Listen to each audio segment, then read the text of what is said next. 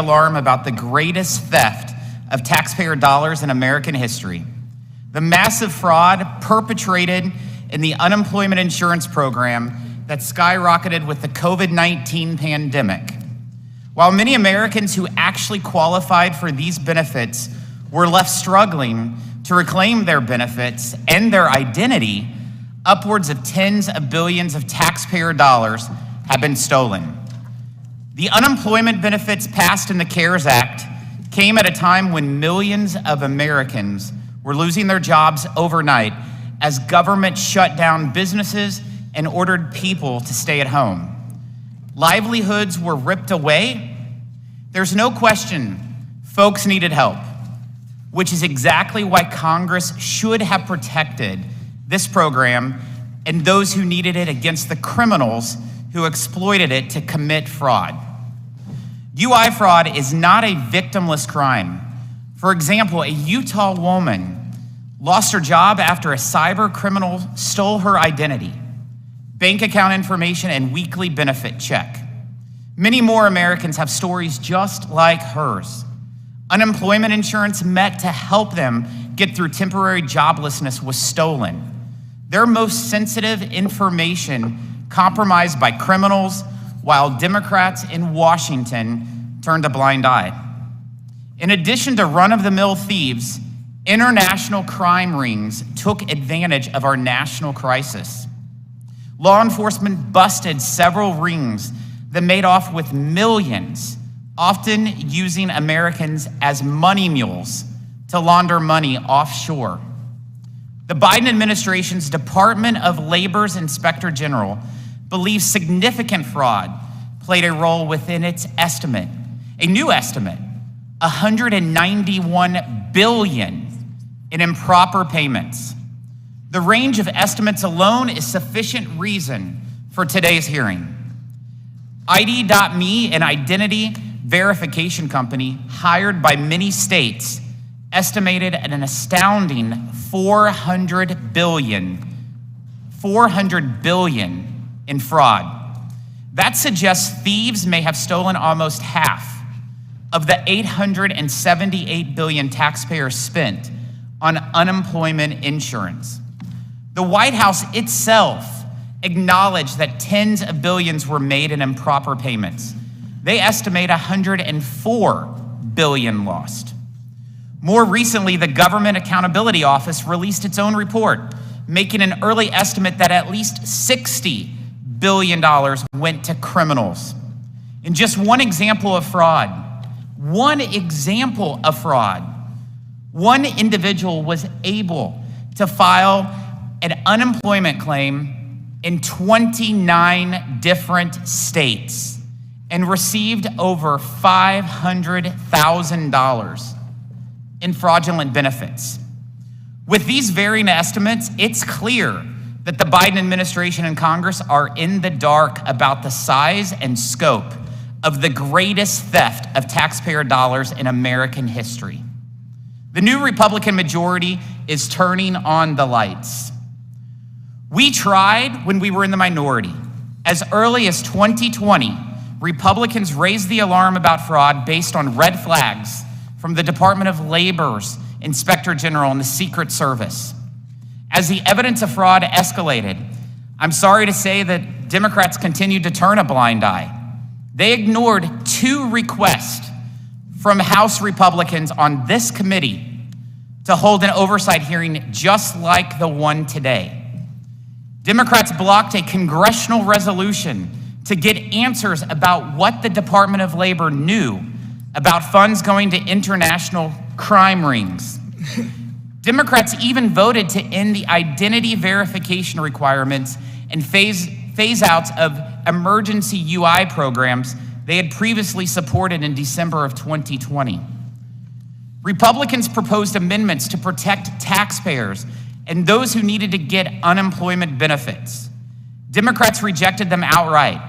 Instead, they unilaterally extended unemployment benefits in their so-called bailout bill. They did this even as most businesses had already reopened at a time when the Congressional Budget Office projected the economy to return to pre-pandemic levels of growth by the middle of 2021 and unemployment to steadily decline without any further stimulus spending. The Biden administration has been asleep at the wheel.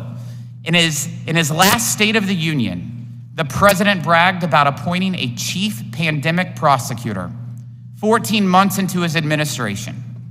That position has sat vacant for months. The Biden administration then changed the rules to make it easier for states to sweep potential cases of fraud under the rug. Those with their identity stolen weren't the only victims.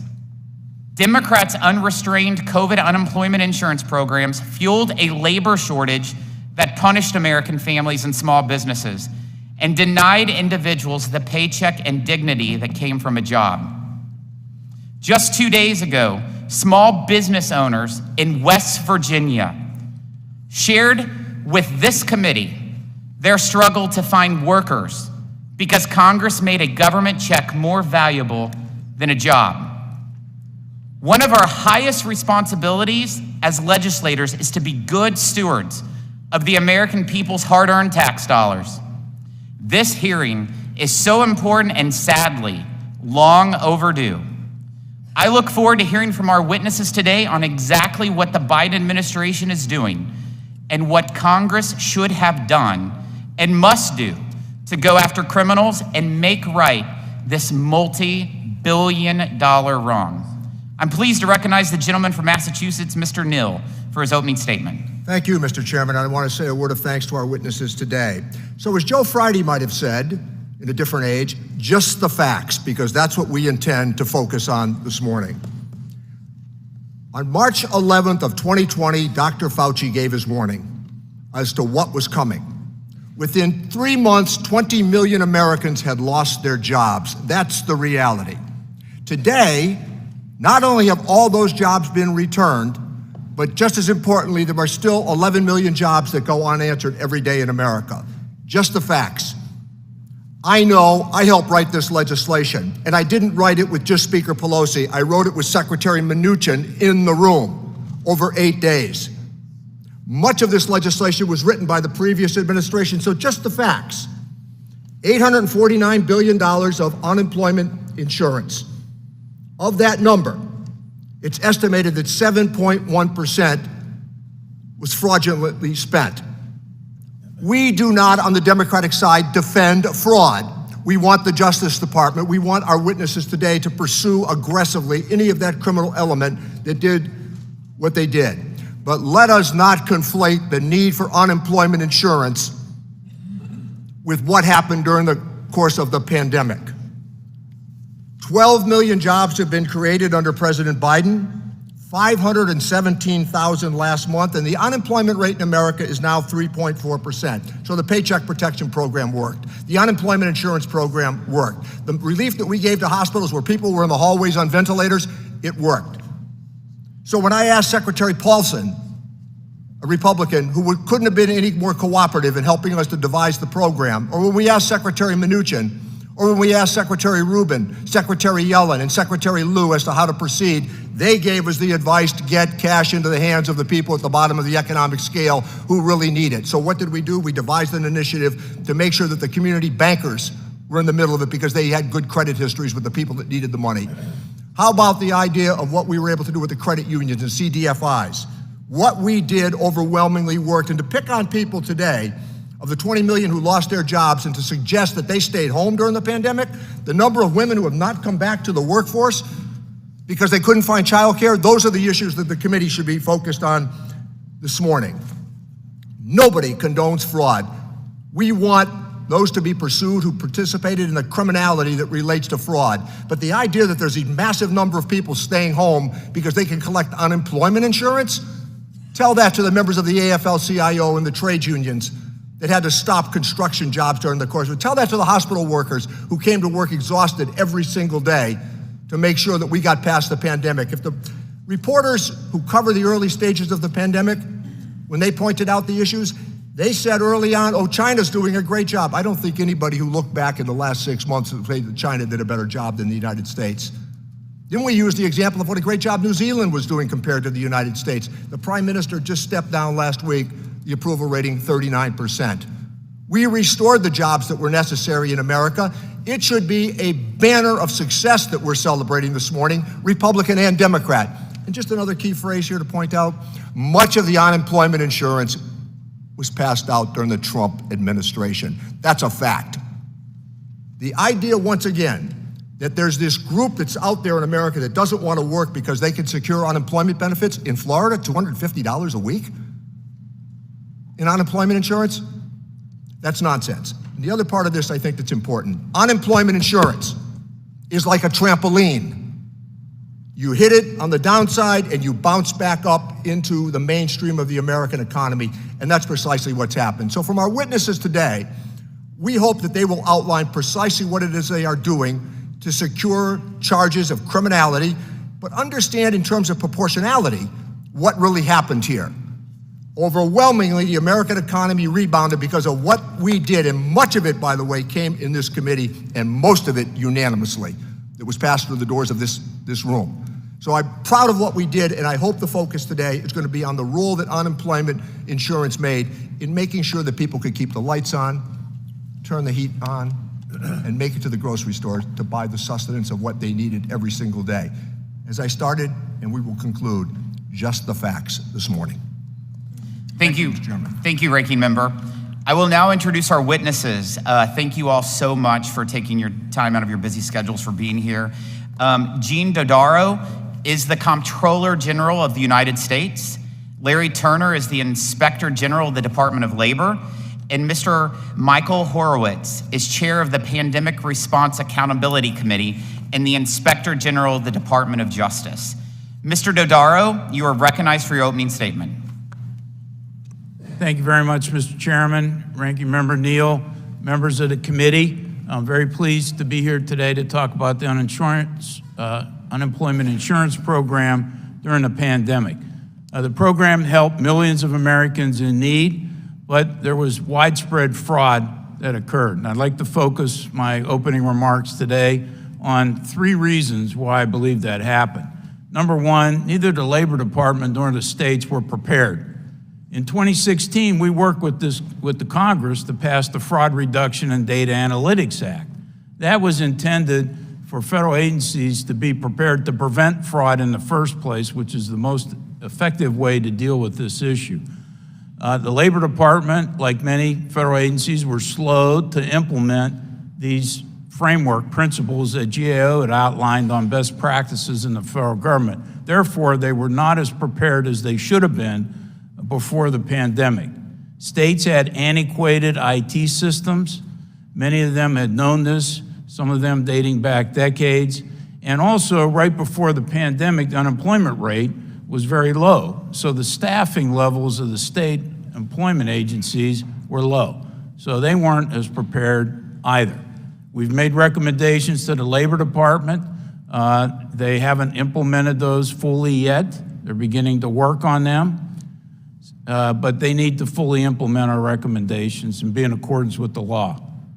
Secondly, the urgent need to get the money out led to trade-offs that limited the ability of the government and the states to achieve the accountability and transparency objectives of the legislation Congress intended.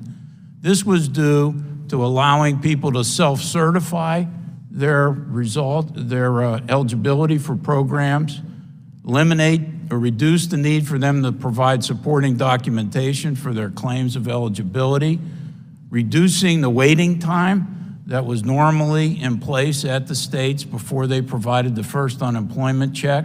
Now, Congress rectified these issues in December 2020 when they passed the Consolidated Appropriations Act and then required more documentation for eligibility determinations. The states started taking corrective measures, but this was too late. Hundreds of billions of dollars had already been spent, and while they're welcome and they need to be fully implemented, and congressional oversights needed to make sure this happens, they were not taken as as early as possible into this, reduce the susceptibility to fraud. You know, as a result of these trade-offs, self-certification in particular, these programs were more susceptible to fraud than they would have been otherwise during the program.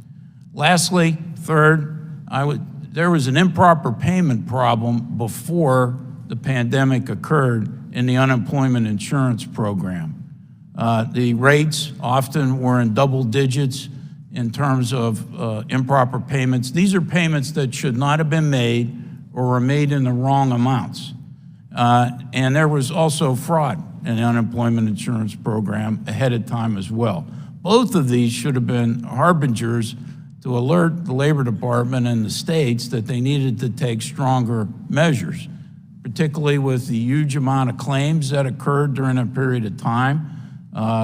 As Ranking Member Neal mentioned, you know, millions of people became unemployed at the same time. This rarely has happened in our economy, where so many people have applied for insurance and been out of jobs in almost every sector of the economy during this period of time. So more measures should have been taken. Now, we've made recommendations in many cases to have this underlying improper payment problem. And it doesn't happen just in the unemployment insurance program. It happens in Medicare, Medicaid, and 86 different programs across the federal government's activities. But it was there, it should have been dealt with. And if we can't deal at the federal government and the states level to reduce improper payments in normal times, then you're bound to have problems when there are emergencies. And there will be future emergencies. And so people need to get prepared. So I'd urge this committee to continue their oversight, to make sure the labor departments and the states take action on our recommendations so that we're much better prepared next time to deal with these emergency situations. So thank you very much, Mr. Chairman, members of the committee. I'd be happy to answer questions at the appropriate time. Thank you, sir. Thank you, sir. Mr. Turner, you're now recognized. Thank you. Good morning, Chairman Smith, Ranking Member Neal, and distinguished members of the committee. Thank you for the opportunity to testify today. Although the OIG oversees all DOL programs, my testimony today focuses on our oversight of the unemployment insurance program. The views expressed in my testimony are based on the independent work of the OIG and are not intended to reflect DOL's position.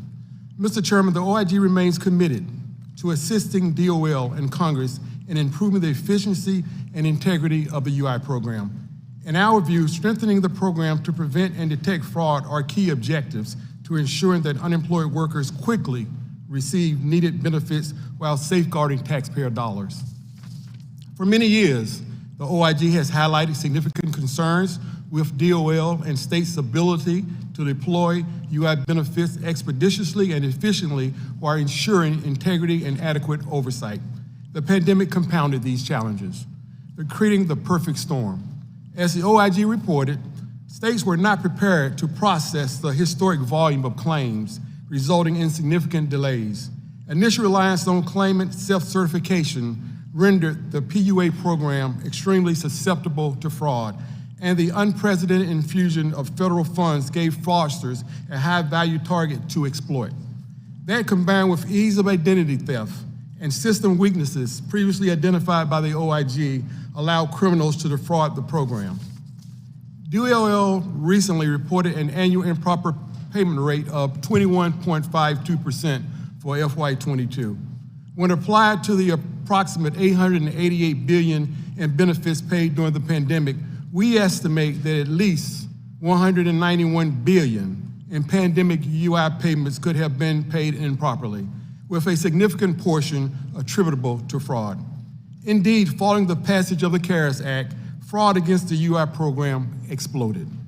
Since April 1st, 2020, the OIG opened more than 198,000 UI investigative matters. This represents 1,000 times the increase in the volume of our UI work. The OIG took immediate action to respond to this crisis. Less than a month after the CARES Act was passed, we issued an advisory report identifying initial areas of concern for DOL and the states to consider. Since then, we have released several additional reports. We also hired additional investigators, strengthened our data analytics program, and worked with DOJ to create a national UI fraud task force. We leveraged our SIGI and PRAC resources, implemented outreach and education with the states, and collaborated with the PRAC, DOJ, and the Secret Service to recover fraudulent funds. We also engaged with international law enforcement partners to pursue transnational organized criminal groups. The OIG efforts have resulted in more than 700 search warrants executed and 1,200 individuals charged with UI fraud. These charges have resulted in more than 500 convictions, 11,000 months of incarceration, and $905 million in investigative results. We also identified $45.6 billion in potentially fraudulent UI benefits paid in 4 high-risk areas. In response to our recommendations, DOL instituted efforts to improve the UI program. However, several OIG recommendations remain unimplemented regarding OIG's access to UI data, state staffing and IT modernization, guidance and assistance to states, and controls for improper payments. Mr. Chairman, I want to take a moment to highlight 3 challenges impacting our work. First is access to UI data. For many years, the OIG has requested access to data proactively to monitor the program. Given the magnitude of the issues we saw at the start of the pandemic, we took the unprecedented step of issuing IG subpoenas to all 50 states, territories, and jurisdictions. The data allowed the OIG to identify billions in potential fraud. However, the subpoena process took months and delayed our ability to detect fraud. Second, the statute of limitations associated with the pandemic UI fraud will start to expire in early 2025. UI crimes often include complex schemes and require significant resources and time to investigate.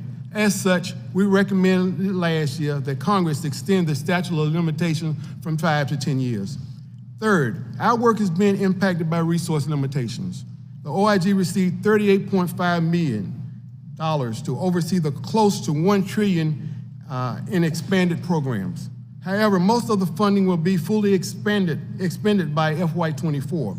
Combined with lower than expected FY23 appropriations, our funding is not sufficient to maintain the level of oversight deployed during the pandemic.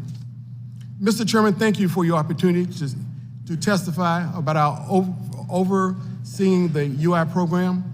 I also want to thank the dedicated OIG employees who worked tirelessly to accomplish the oversight mission. I look forward to answering any questions you or members of the committee may have. Thank you. Thank you, sir. Mr. Horowitz, you are now recognized. Thank you, Chairman Smith, Ranking Member Neal, members of the committee. Thank you for inviting me to testify today. The PRAC was created by Congress to provide independent oversight of the approximately $5 trillion in pandemic relief spending and to help coordinate and support Inspector General oversight. Working with our local, state, and federal oversight partners, including the Comptroller General and IG Turner, we're helping to reduce fraud in pandemic programs and hold accountable those who have stolen from them. We're also advancing transparency through our website, pandemicoversight.gov, by allowing the public to use interactive tools to see how their money is being spent. Indeed, on pandemicoversight.gov, the public can find a spotlight section detailing the over $800 billion spent on pandemic unemployment insurance programs, and includes an interactive map on state reporting of their program integrity. The PRAC raised concerns about pandemic unemployment insurance program integrity shortly after the first programs were adopted. In June 2020, we convened stakeholders in a virtual listening forum to hear from state workforce and unemployment agency leaders about the massive increase in UI claims, resulting in a strain on their systems and the need for greater federal-state cooperation on data sharing. We've worked closely with our state and local counterparts on these issues, including providing them with regular briefings and fraud alerts. In December 2021, we issued a capstone report that can be found on our website that shares 4 common challenges that states faced in managing the pandemic unemployment insurance programs. First, programs face severe staffing shortages as claims surged. Between March 14 and April 18, 2020, weekly unemployment claims increased from about 225,000 to 5.3 million when the unemployment rate reached 15%, the highest recorded rate since 1948. Second, the claims surge exposed existing internal control weaknesses. Third, complex and varying fraud schemes increased as the amount of federal funding grew. Fourth, states experienced challenges verifying eligibility because of outdated IT systems and the mass influx of claims. Then last year, we surveyed state workforce agencies and released a best practices report that can also be found on our website. Among the best practices that we believe should be replicated are increased use of cross-matching of data between state agencies, improved coordination between SWAs and state and federal law enforcement, local IGs, and state auditors, more effective use of enterprise risk management, increased IT modernization efforts, and the use of advanced data analytics to build multi-layer fraud defenses, including identity verification tools. Indeed, the PRAC itself has developed an advanced data analytics platform to help us oversee pandemic spending. The sophisticated work of our data scientists has been instrumental in identifying improper payments and fraudulent activity. Just last week, we issued a fraud alert highlighting the use of over 69,000 questionable Social Security numbers to obtain $5.4 billion in pandemic loans and grants, as well as the importance of identity verification tools. We recently received pandemic UI data and will be using our analytics capabilities to search for potential fraud across these programs. We're also focusing on efforts to address identity theft, a huge problem that grew exponentially during the pandemic. In addition, we launched a fraud task force to enable us to better coordinate OIG investigations, including those involving UI fraud, to exchange information about fraud schemes, and to share resources. We also participate in the Justice Department's COVID-19 Fraud Enforcement Task Force and have detailed a PRAC analyst to work on the National Unemployment Insurance Fraud Task Force. Finally, I'd like to mention 3 legislative priorities for the PRAC. First, Congress should extend, as IG Turner mentioned, the statute of limitations from 5 to 10 years for pandemic-related unemployment insurance fraud, as the Congress did last year for PPP and EIDL fraud. Second, Congress should raise the jurisdictional amount in the Program Fraud Civil Remedies Act from $150,000 to $1 million so IGs can more effectively pursue lower dollar frauds. Finally, Congress should make permanent the PRAC's data analytics platform. We need, on behalf of the taxpayers, that sophisticated tool to prevent and detect fraud. Thank you for the committee's support, and I look forward to answering your questions. Thank you for your testimony. We'll now proceed to the question and answer session, and I'll begin first. Mr. Dodaro, your agency released an estimate of at least $60 billion in UI fraud, which I think we can all agree is scratching the surface of this problem.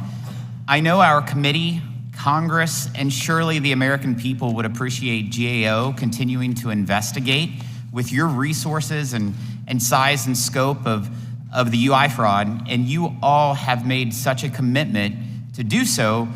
When should this committee expect to receive an updated and more expansive review of UI fraud from GAO? Yeah, first I want to make clear that the $60 billion estimate, as we've reported, is the low end, the low bound estimate. We're working on a higher end estimate right now. We should have something available later this summer to discuss with the committee. We're taking 2 approaches. One, we're doing some modeling approaches, and we also might need to take a sample of transactions. Part of the problem has been there's been not even an improper payment rate yet for the Pandemic Unemployment Insurance Program, which we think, and others, that has a higher level of susceptibility to fraud. So later this summer, we should have those estimates available. Okay. And will you commit to coming to this committee and requesting assistance should you have any challenges getting information from the Biden administration about UI fraud? Absolutely. Thank you, sir. Mr. Horowitz, last year, in his 2022 State of the Union address, President Biden announced the creation of a chief pandemic prosecutor to serve as director for COVID-19 fraud enforcement and to lead criminal and civil enforcement activities. The DOJ announced in March 2022 that Associate Deputy Attorney General Kevin Chambers would serve in that role. My understanding is Mr. Chambers left the role in December and the position is being temporarily filled by an acting director. We invited the acting director to this hearing, but he declined to show up. Besides the apparently vacant role of the chief pandemic prosecutor, DOJ also runs the National Unemployment Insurance Fraud Task Force, but we have been unable to get the agency to share any updates on what the task force is doing. So what is the relationship between, and what coordination, if any, exists between the Pandemic Response Accountability Committee, the DOJ's chief pandemic prosecutor, and the National Unemployment Insurance Fraud Task Force? So there's several interactions. First of all, we've been a member of the Justice Department's task force since it was created.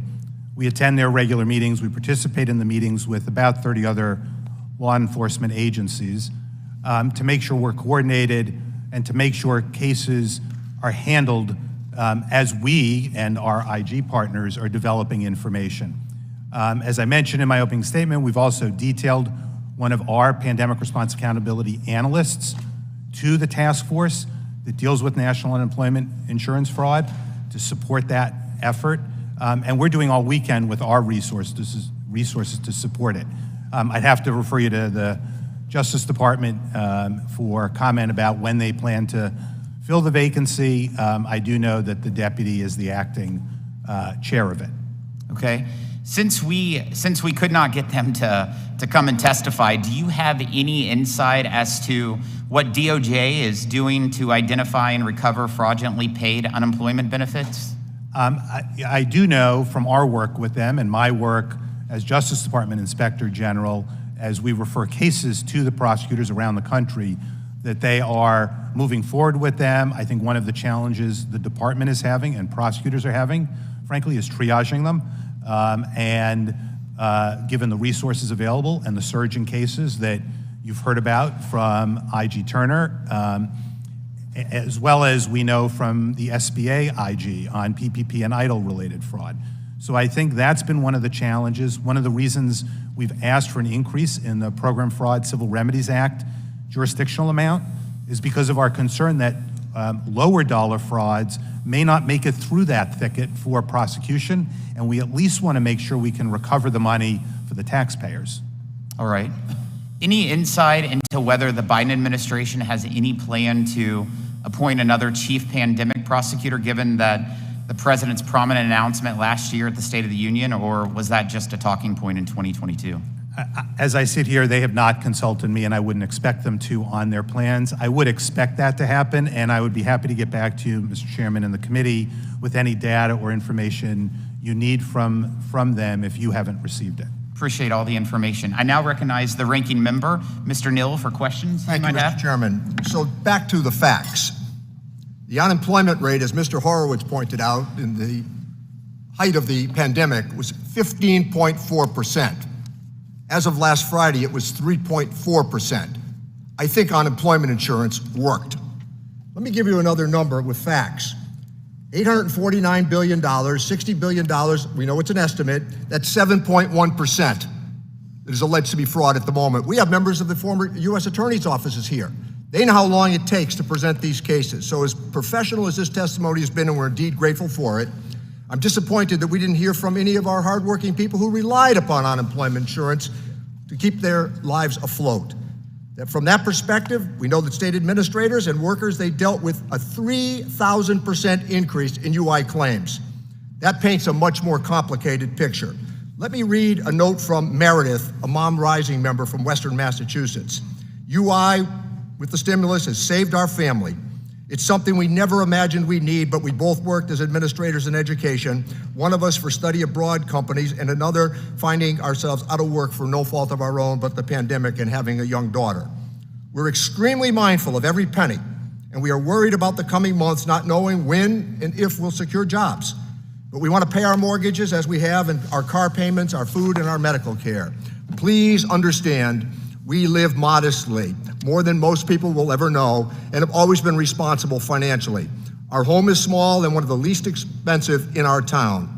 This is the first time in our lives that we ever could imagine the possibility of not being able to pay for basic expenses. It is profoundly stressful. For now, at least you, with the stimulus, ensured that we were able to pay our mortgage, our car payments, our insurance, our food, and for essential family services.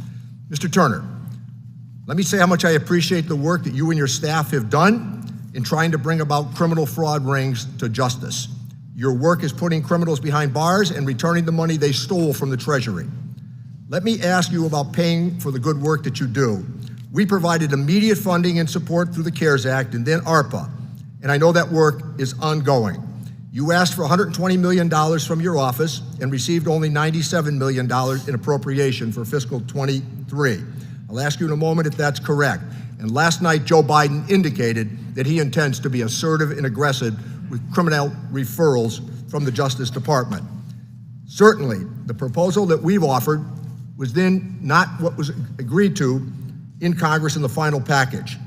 Mr. Turner, could you talk about the impact of your work and what members of this committee should be doing to support your goals? Well, one of the things that we try to do with our work is to make sure that the funds that were going towards that program is actually being used and gets down to the correct recipient. So for instance, the $888 billion that goes towards that program, our goal is always to make sure that we conduct audits, to make sure that it's getting there effectively and efficiently and in a timely way, and provide oversight, independent oversight by our investigators to ensure that they can deter any kind of fraud that may be taking place. Thank you, Mr. Turner. And I know that based upon the Justice Department, what U.S. attorneys do, seldom does a would-be criminal or an individual who's suspect, if ever, walk into a U.S. attorney's office and say, hey, could you bring me up to date on what you're doing with me? That really doesn't happen, does it?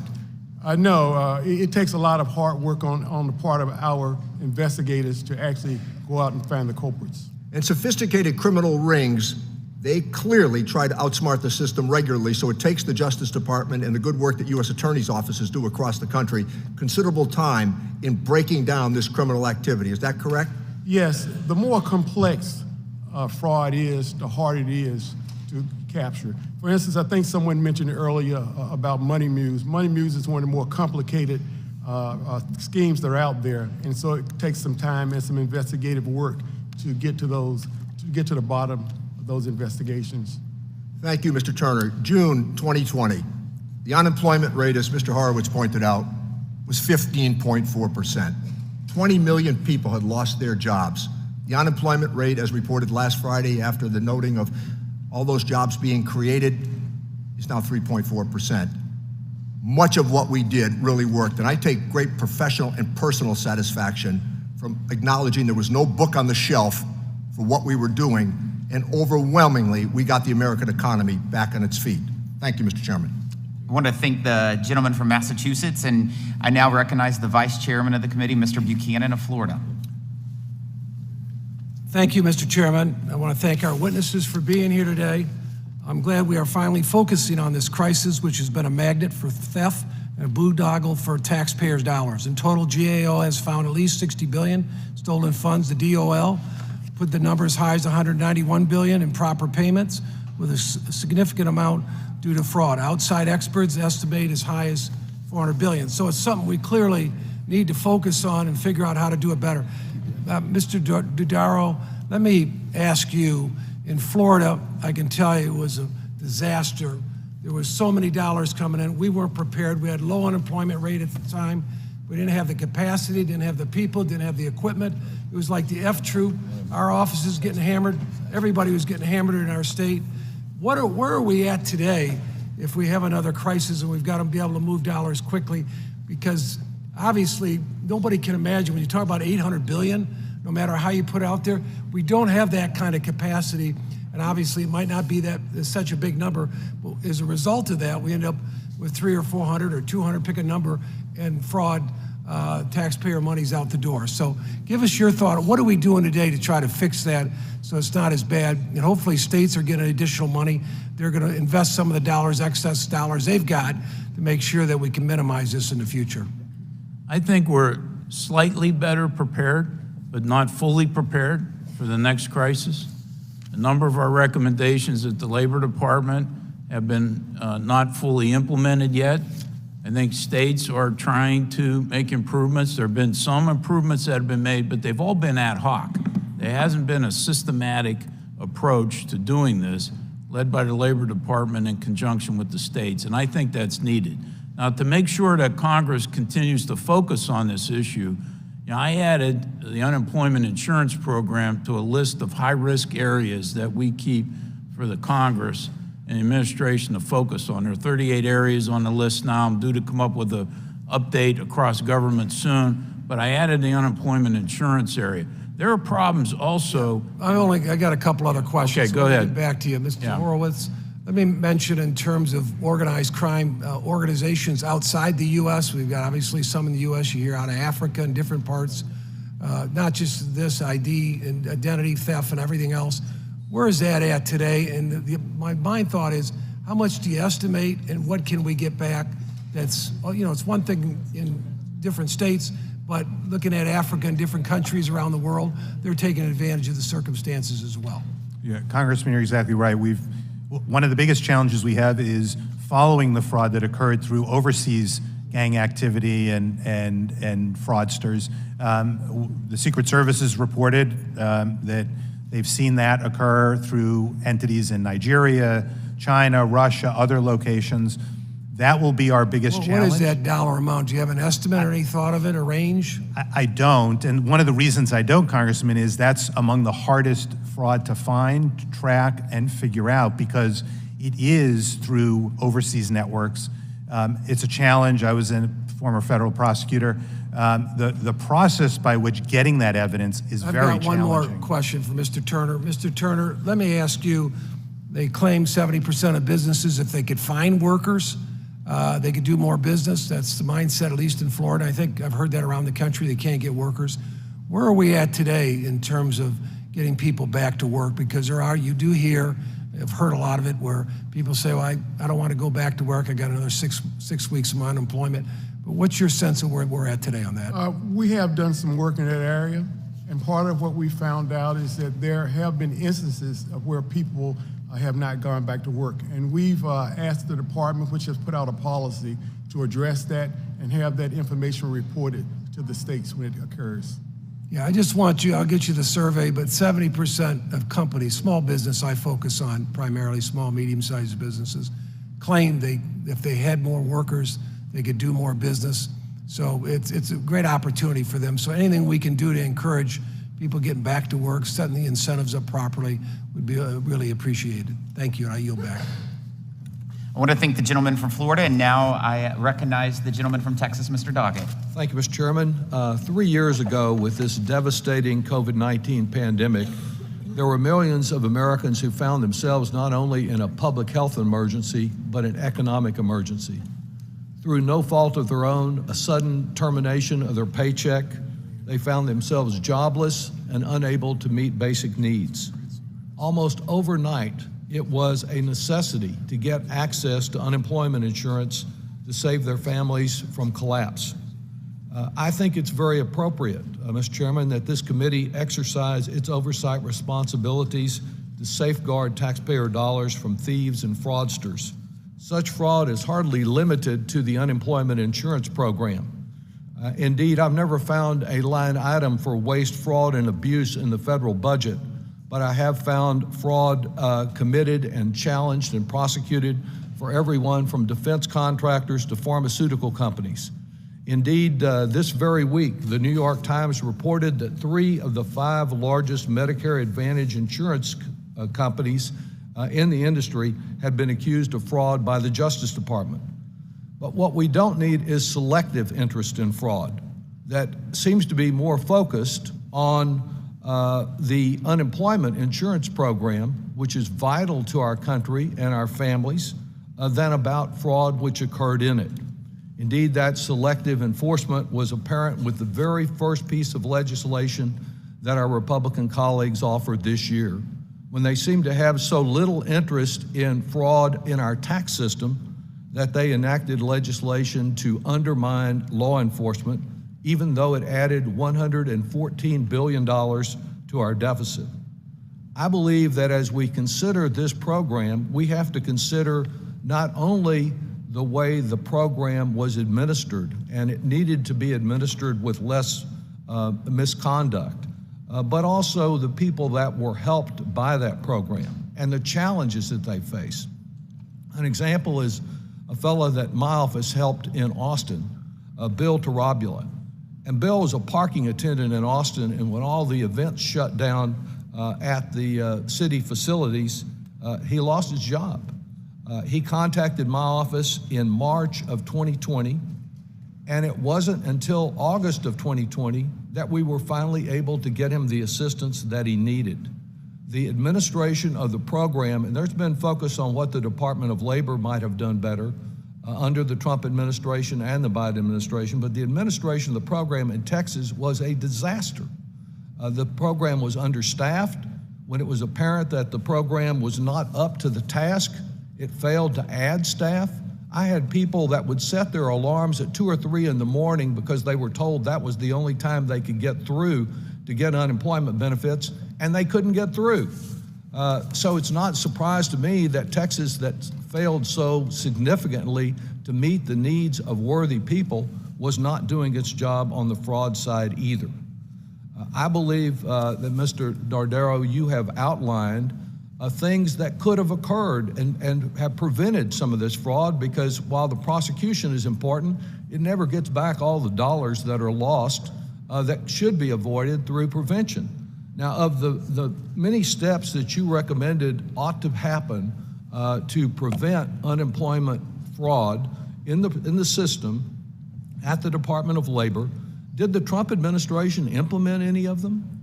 Not fully at all. In fact, Yes. we did a survey across government, and the Labor Department reported to us that they were familiar with the fraud framework, but they were not at a mature level. When we went in and looked and did more detailed work, we found they were way short of implementing best practices to prevent fraud. And in the Biden administration, I believe that not all of your recommendations have been fully implemented yet, but haven't there been a number of additional resources, additional dollars that were provided through the American Rescue Act to try to see that we address this problem? And in addition to acknowledging the funds that have been allocated, what do you feel is the most important step the Biden administration Department of Labor should take to try to see we never have this happen again? Yeah. Labor Department's put some guidance out, some tools that have been available. They've established an identity verification approach and provided some grants to states, but they haven't, all those have been ad hoc.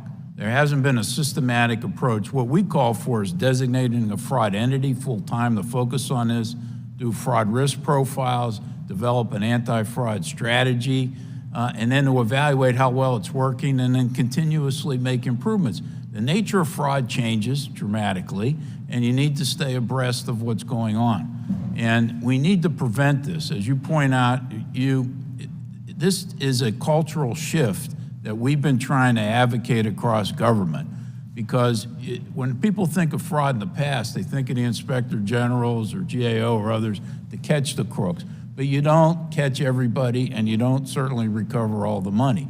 The only way to effectively deal with this is to prevent it up front. And when you have more technology available now to do cross matches, to use different tools that are available, you should be able to get the money out quickly, but also safeguard the federal fisc. Thank you very much. I want to thank the gentleman from Texas, and now I recognize the gentleman from Nebraska, Mr. Smith. Thank you, Mr. Chairman. Thank you to our witnesses. This is a very timely conversation that I will say should have happened some time ago, but did not. But in February 2022, the Biden administration issued guidance allowing states to forego due diligence and fact-finding for large volumes of suspicious unemployment claims, potentially involving billions of fraudulently obtained taxpayer dollars. The guidance provides multiple loopholes for how states may apply blanket waivers of recovery of overpayments. For example, a state may accept without challenge that an individual who responded no to being unemployed, partially unemployed, or unable or unavailable to work is entitled to a waiver of recovery of overpayments with no determination as to whether the individual was truthful in their response. This potentially allows those perpetrating fraud within the UI system to continue and leaves hundreds of thousands of unresolved claims involving stolen identities belonging to identity theft victims, including first responders, government personnel, and school employees. Mr. Chairman, I'd like to submit for the record a letter that Ways and Means Republicans sent to the Department of Labor on February 18th, 2022, nearly a year ago, requesting an immediate stay of the effective date of this guidance and an explanation of how the department would ensure the guidance would not undermine existing investigations. Without objection, so ordered. Thank you. In their response to our letter, DOL said that the guidance was developed in response to requests from states which were, quote, seeking greater efficiencies in the use of limited government resources. States noted that it was taking a significant amount of time and resources to process waivers on a case-by-case basis for overpayments, end quote.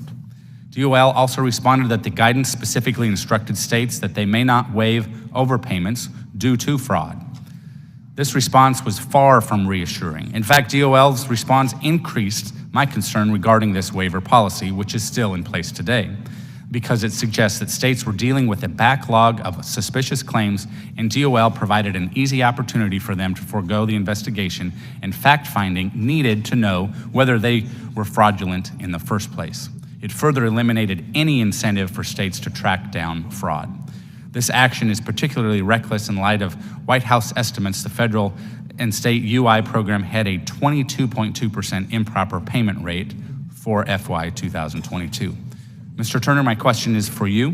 One of the questions we asked in our letter was whether DOL consulted with your office before issuing this guidance. Given the OIG's work on ensuring recovery of taxpayer dollars, I would like to understand how your work will continue now that this guidance is in place, and in particular, any impact on your ability to initiate and conduct investigation and prosecution of fraudulent activity in pandemic unemployment programs.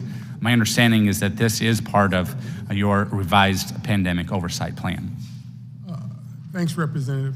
Let me just say we do plan on doing some work on FY23 to review that policy. It was a policy the department made, and as it was a policy that is a programmatic decision which we do not have any oversight of at that point, because that was their decision. As independents, we have oversight at the end of the day, but they did not consult with us. They made us aware that this is what they were doing with the policy, and so because we could not advise them, we did make it a point to take a look at that, because we do believe that there's a possibility that fraud could take place, although they did tell us that they were going to put a waiver out, and we expect to take a look again before the year is out. Okay, thank you. And how many of these waivers have been issued, and is DOL collecting the data at all, or is it just not ending up where it needs to go? At this point, we do not know how many waivers have been issued as far as across the country, but that's why that work is so important as we take a closer look at it. And so, there's no way to know up until this point? Well, we were asked to take a look at, I think, last FY, and we decided to put that on our audit plan this year. So in the spring, we are going to take a look and find out just the extent of the problem. Okay, thank you. And Mr. Chairman, I hope that, in light of the circumstances of COVID, and I think well-intended efforts on the part of this committee and this administration, previous administration, everyone involved at the time, that we can avoid the bad things that happened previously. I worry that after last night's speech, we're in a worse place, perhaps than ever before, in terms of what we need to do and what we need to accomplish, working together. Thank you. I yield back. Couldn't agree more, Mr. Representative. The taxpayers deserve that. Pleased to recognize the gentleman from California, Mr. Thompson. Thank you, Mr. Chairman, and I want to thank the witnesses for being here today and for the great work that you do in your public service. As was stated, started in March of 2020, the spread of COVID-19 crippled the global economy. We lost 22 million jobs in this country, 2.7 million of those from my home state of California. 22 million lives disrupted, 22 million individuals wondering how they're going to pay their bills or put food on the table, as Mr. Neal's constituent letter gave credence to. In response, Congress acted in an unprecedented bipartisan manner to quickly deliver desperately needed relief to families, workers, and businesses across all of our communities. This included a temporary payment increase for unemployment benefits and emergency relief for small businesses, such as restaurants. It's estimated that these measures kept more than 5 million people out of poverty in 2020 and 6 million more in 2021. Because of what we did, our constituents were able to pay their rent, purchase groceries, and keep the lights on. And these dollars were spent locally, multiplying across the community, keeping businesses open. This support provided proved vital to our communities and foundational to our economic recovery. Because of our efforts, by July 2022, all jobs lost during the pandemic had been recovered. And just last Friday, the Bureau of Labor Statistics reported that the unemployment rate is 3.4%, the lowest since 1969. Sadly, my Republican colleagues are using today's hearing to smear critical benefit to American workers rather than propose any sort of agenda or idea on their own to address these issues. Fraud happened. No one is disputing that, and no one on this dais supports fraud. I think fraud is bad, and we should go after it in this case and in any other instance. But my Republican colleagues seem more interested in disparaging the underlying program. Every single House Republican voted against the $2 million for states and federal agencies to fight fraud and recover those taxpayer dollars that we're talking about today. These are the very tools that enabled our witnesses today to do their good work. They're to crack down on this fraud. It's important. Unfortunately, this sounds less about Republicans preventing fraud and more about them, as I said, disparaging a program that kept millions of families afloat and provided a powerful stimulus to our economic recovery. Mr. Dodaro, during the pandemic, unemployment insurance gave 8,665,000 Californians, including thousands of my constituents, a critical lifeline by keeping them out of poverty until it was safe to return to the workforce. What do the dozens of high-quality research studies GAO reviewed say about the effect that providing UI benefits during the pandemic had on our economic stability? Yeah, we looked at 30 empirical studies that have been done and found that it was very helpful. The conclusion of the studies was it was very helpful for supporting the economy, keeping the problem from getting worse, and actually providing a lot of assistance to individual people to, as has been mentioned, pay rent, health care, et cetera. Thank you very much. Mr. Horowitz, you said something in your statement that really caught my attention. You said it's your desire, your mission, your agency's efforts to hold accountable these people that defrauded our government and took this money. I've yet to see many programs where, private or public sector, where fraud isn't in existence. And we see, you can walk across the parking lot out here in the Capitol and see where the bricks that they put in when they remodeled don't match and are all chipped. I was at the border in El Paso last week and I saw where the contractor who built the wall didn't put cement in the iron pilings, and they're able to cut right through them. Are you going to be able to hold these fraudsters accountable and get back a lot of this money? Congressman, you're right. When you have programs, no matter what the program is, you're going to find fraud. There were several things with the various pandemic programs that exacerbated, like self-certification and, as we've talked about, lack of preparedness given what occurred, when it occurred, and how it occurred. Having said that, we're using every tool Congress has given us, and you've given us a number of important tools to go after fraud. We're going to use criminal tools, we're going to use civil tools, administrative tools, suspension and debarment. We're going to use all of those. Very important, though, that some of those be enhanced, as I mentioned, with the extension of the statute of limitations. I understand. Thank you for the work. Thank you for your answer, and good luck. Thank you. I want to thank the gentleman and pleased to recognize the gentleman from Pennsylvania, Mr. Kelly. Thank you, Mr. Chairman. Thank you all for being here today. Excuse me. You know, so this hearing is supposed to be about fraud. We can't do anything unless we get away from policy and talk about politics, because we always got to play this game about who struck John. In the meantime, hardworking American taxpayers are the ones that put all this money into this system that was stolen from them. Can any one of you, Mr. Dodaro from Menneson, Pennsylvania, the home of the Greyhounds, can any of you tell me what the amount of the fraud is? We have estimated in the unemployment insurance area at the low end of the bond, $60 billion. We're working on a higher degree estimate. We're also trying to, and this has never been done before, do an estimate as to the total amount of fraud across the entire federal government. And we're working on that. Maybe later this year we'll have an estimate if we can have comfort in it. So just to ballpark, you're saying 60? It's $60 billion at a minimum just in the unemployment insurance area. So it's, you know, $1 billion here, $1 billion there. Pretty soon it gets really heavy. Mr. Turner, just give me an idea what the amount of fraud is. We've estimated it to be about $76 billion, and that's based on the latest data that we received from the department. Okay.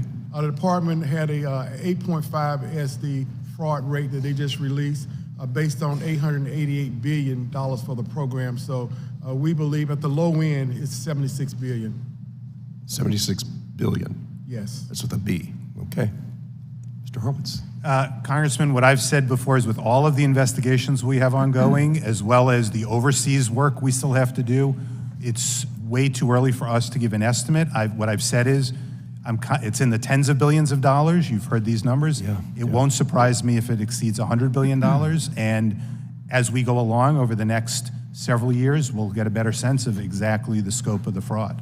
Okay. Well, the real intention, I think, of the meeting today, which our chairman pointed out, is we wait too long to look into what's happening with hard-working American taxpayers' money. All this fraud lands on the same shoulders that it always lands on, and that's our taxpayers. And I get so fed up to come into meetings where all we do is point fingers about who struck John and never come up with the answer to what the hell are we doing to fix this. Nobody in the private sector would run a business this way. And I am constantly baffled by the people who own this, why they are not outraged. I'm not blaming any of you for what you're doing. I think you get in here every day, Mr. Dodaro, I still wonder, why are you spending so much of your life doing all this? You're dedicated to it, and I know, I get that. But when we have these hearings, what the hell, we're talking about, we're up to our neck in alligators and we're trying to find out who was supposed to drain the swamp. In the meantime, this is being funded by people who get up every day, some working 2 jobs, and their wife helping out working another job to put food on the table and a roof over their head. We have so many huge problems with this business model, and we know that nobody in the private sector could possibly run a business like this because they can't borrow endlessly or they can't print it if they need it. This is an irresponsible model that continues to burn through hardworking taxpayers' pockets, and we're sitting about, is it a Democrat problem or is it a Republican problem? Damn it, it's an American problem. Mr. Dodaro, you wanted to? Yes. I continue to pursue my public service to be the taxpayer's friend. God love you. At GAO, we return $145 to every dollar spent on us over the last 5 years on average. This is a problem regardless of the administration. In a few months, I'll be at work at GAO for 50 years. I've seen this problem over a period of time.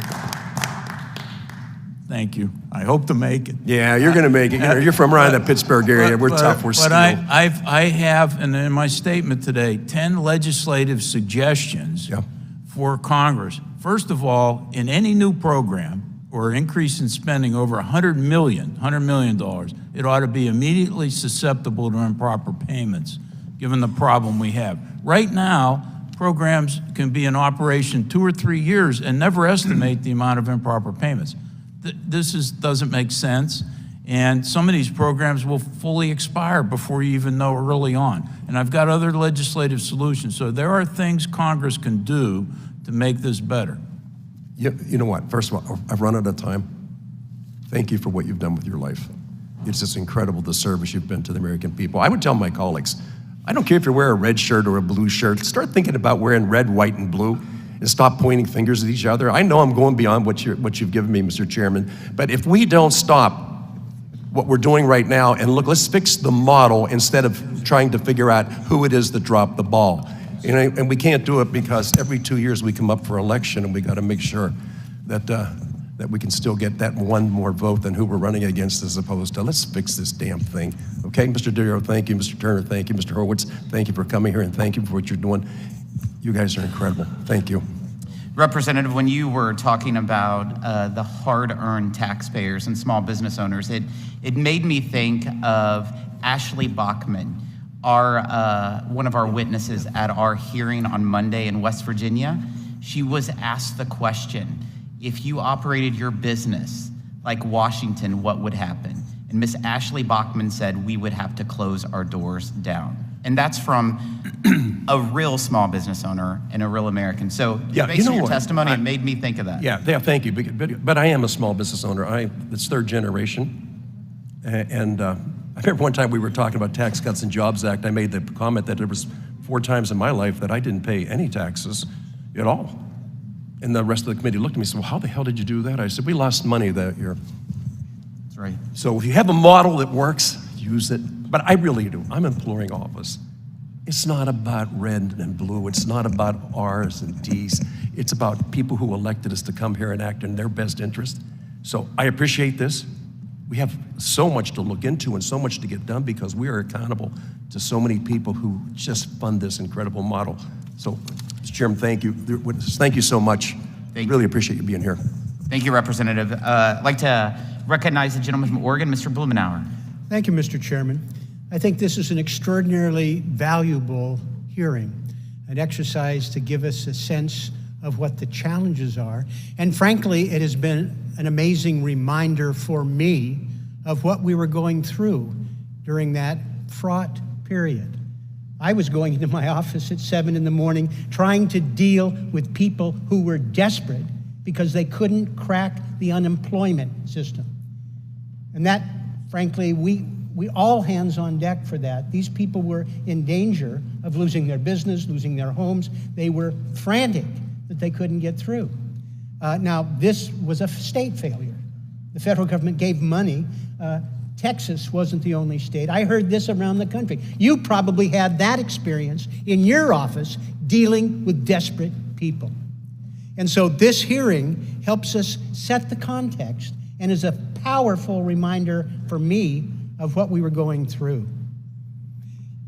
Being overwhelmed by demands, a 3,000% increase in unemployment insurance claims, that's the reality that we were facing.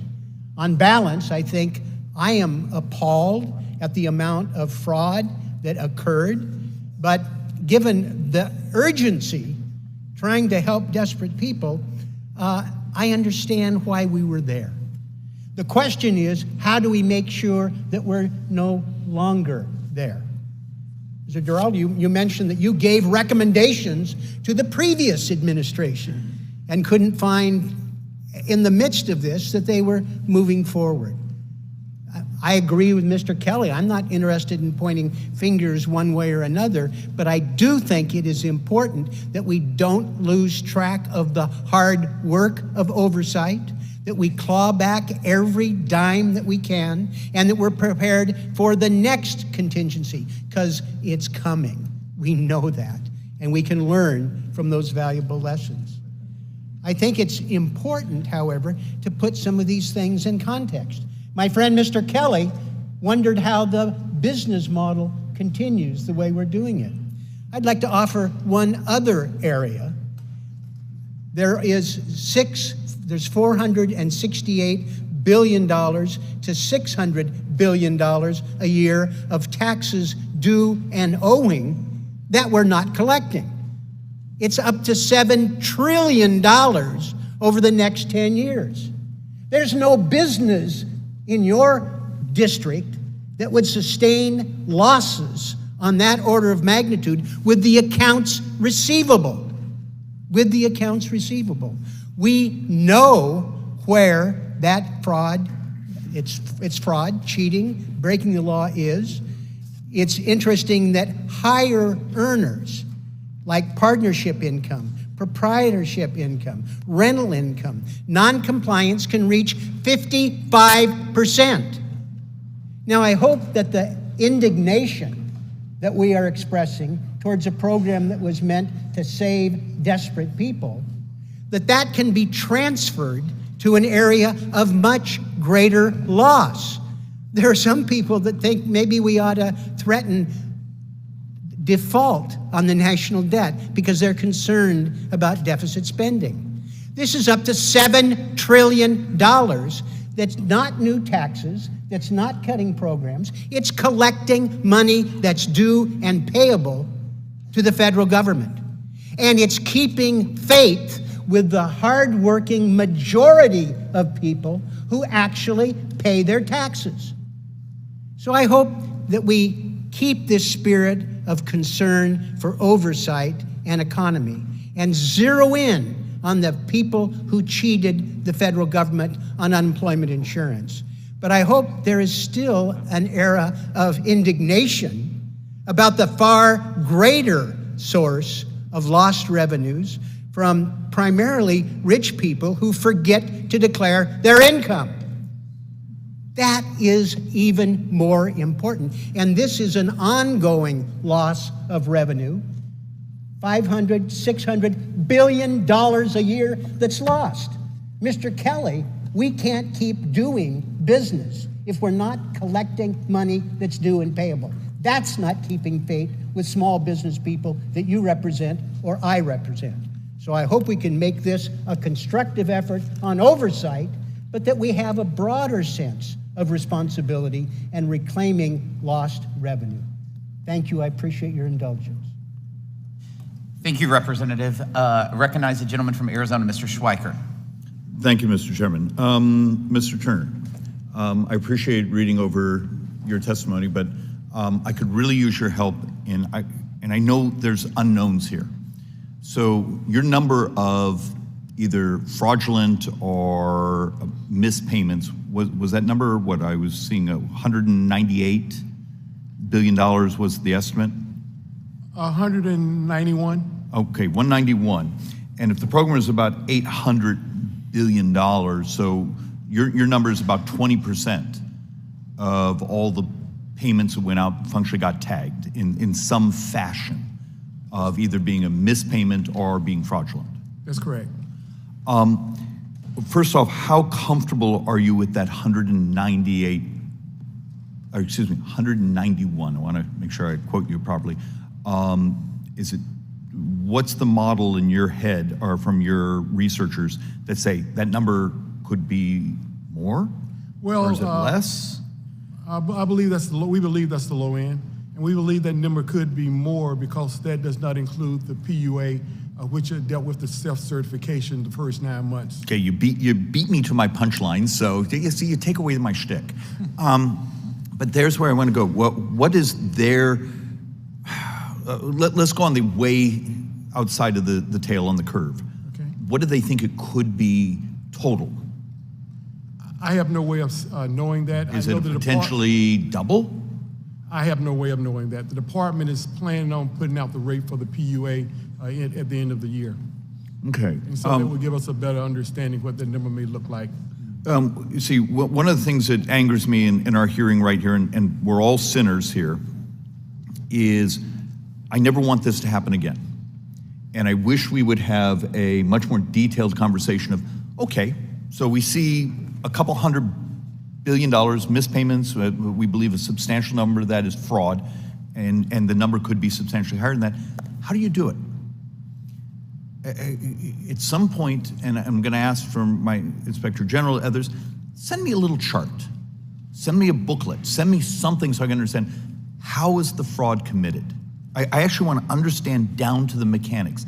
The syndicates that flooded when my wife, who was running a fairly large surgery center in Scottsdale, Arizona, was getting dozens every day of unemployment claims for people who had never worked at her surgery center. It was particularly interesting when she got an unemployment claim for herself. When she's running the surgery center, she brought that home and thought that was actually, she wanted me to fix it, and I'm just losing my mind because the numbers of folks we had calling us saying, I'm running a business and I'm getting unemployment claims dramatically more than the number of employees I've ever had. Is that buying data sets off the dark web? Is that the Office of Personnel Management data breaches? Where did they get the data sets?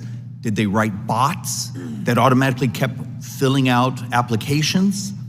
Then when the checks went out, how did they get people to actually at those addresses collect the checks? How did they convert those checks to cash? How did that cash actually turn into Bitcoin or something else? How did it get offshore?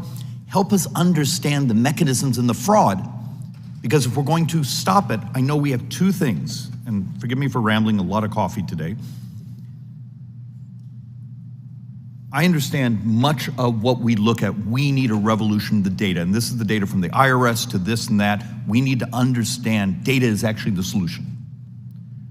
But I also want to understand how the criminal network stole billions and billions from our people. I mean, am I asking something it's too difficult? No, you're not. Actually, it was a combination of a lot of things you mentioned, but it all mostly starts with stolen identification. When self-certification took place the first 9 months, there was no kind of verification required to say that you deserve those payments. And that was part of the problem that the IG notified the department about, because we sent a alert memo out. We also briefed the members. But Mr. Turner, I'm less concerned about the bureaucracy telling this person, telling that person. I'm right now want to understand the mechanism. If I had my state unemployment offices and we had made it so they had access to commercial data sets. I mean, because commercial data sets out there know what type of ice cream I used to eat and my favorite flavor. They have our ability to say, we're going to do red light, green light, bounce off types of data out there. Is it our failure to understand the technology that's all around us because we're still promoting archaic systems? But let me give a better example that would probably help clear this up. So, for instance, stolen Social Security numbers, a lot of times you can buy them on the dark web for 5 cents. Mm-hmm. And so a lot of this is multi-state claims that have been filed. In one case, we had an individual file in 42 different states, and they're getting that money back in terms of debit cards. So it's cash to them. And that is hard to kind of keep track of. And so over time, when you start getting organized crime and street gangs involved in this, those numbers multiply. Mr. Chairman, thank you for your patience with me. I think it would be fascinating, either from Oversight Committee or full committee. I'd love to bring in some of the perpetrators of the crime, who've been convicted. We've done it before.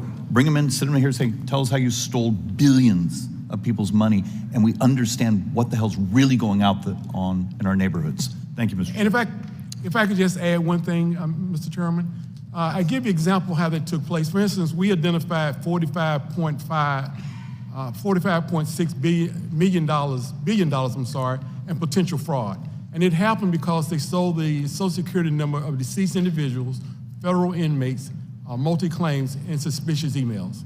And that was potentially what took place. We shared that information with the states. Mr. Chairman, if I might ask for an indulgence. Very quickly. For years, I've been trying to get Congress to pass legislation to allow the Treasury Department to get the total death master file from the Social Security Administration. I was finally successful during the pandemic to do the data matching that should have been done beforehand to prevent deceased people from receiving payments and allowing people to exploit this. I'm still making a recommendation to expedite that because Congress gave 3 years before it became effective, and it's only permanently in place. But you know, All I right, we can need to move buy on. that data right now on my laptop. Mr. I mean, it Schweikert. exists right now. Yeah. I mean, not the we need to complete move on. one. Not the complete. Thank you very much. Let's recognize the gentleman from New Jersey, Mr. Pascarell. Thank you, Mr. Chairman. Mr. Chairman, today's hearing on the monumental and life-saving investments we've made during the pandemic is important. My friend from Arizona, I agree with much of what he has said, but we are not going to throw out the program, it seems both sides are saying, in between words, because there is fraud in the program. But you need to do something about it to get rid of the fraud. No one up here is advocating fraud, stealing, breaking the law. So we changed. We presented changes in the original program that we are talking about today. We know who voted for it, and we know who voted against it. Just remember that. I think Congress acted decisively and in a bipartisan way in the face of an historic crisis to keep America safe. Our unemployment, our aid kept families together and saved lives. That's a big deal. More than 1.5 million Garden Staters, New Jersey folks, received unemployment benefits from March 2020 to September 2021. It stopped mortgage defaults. It kept electricity on, believe it or not. It put food on tables and in children's stomach. In March 2021, we passed the American Rescue Plan. Where were we?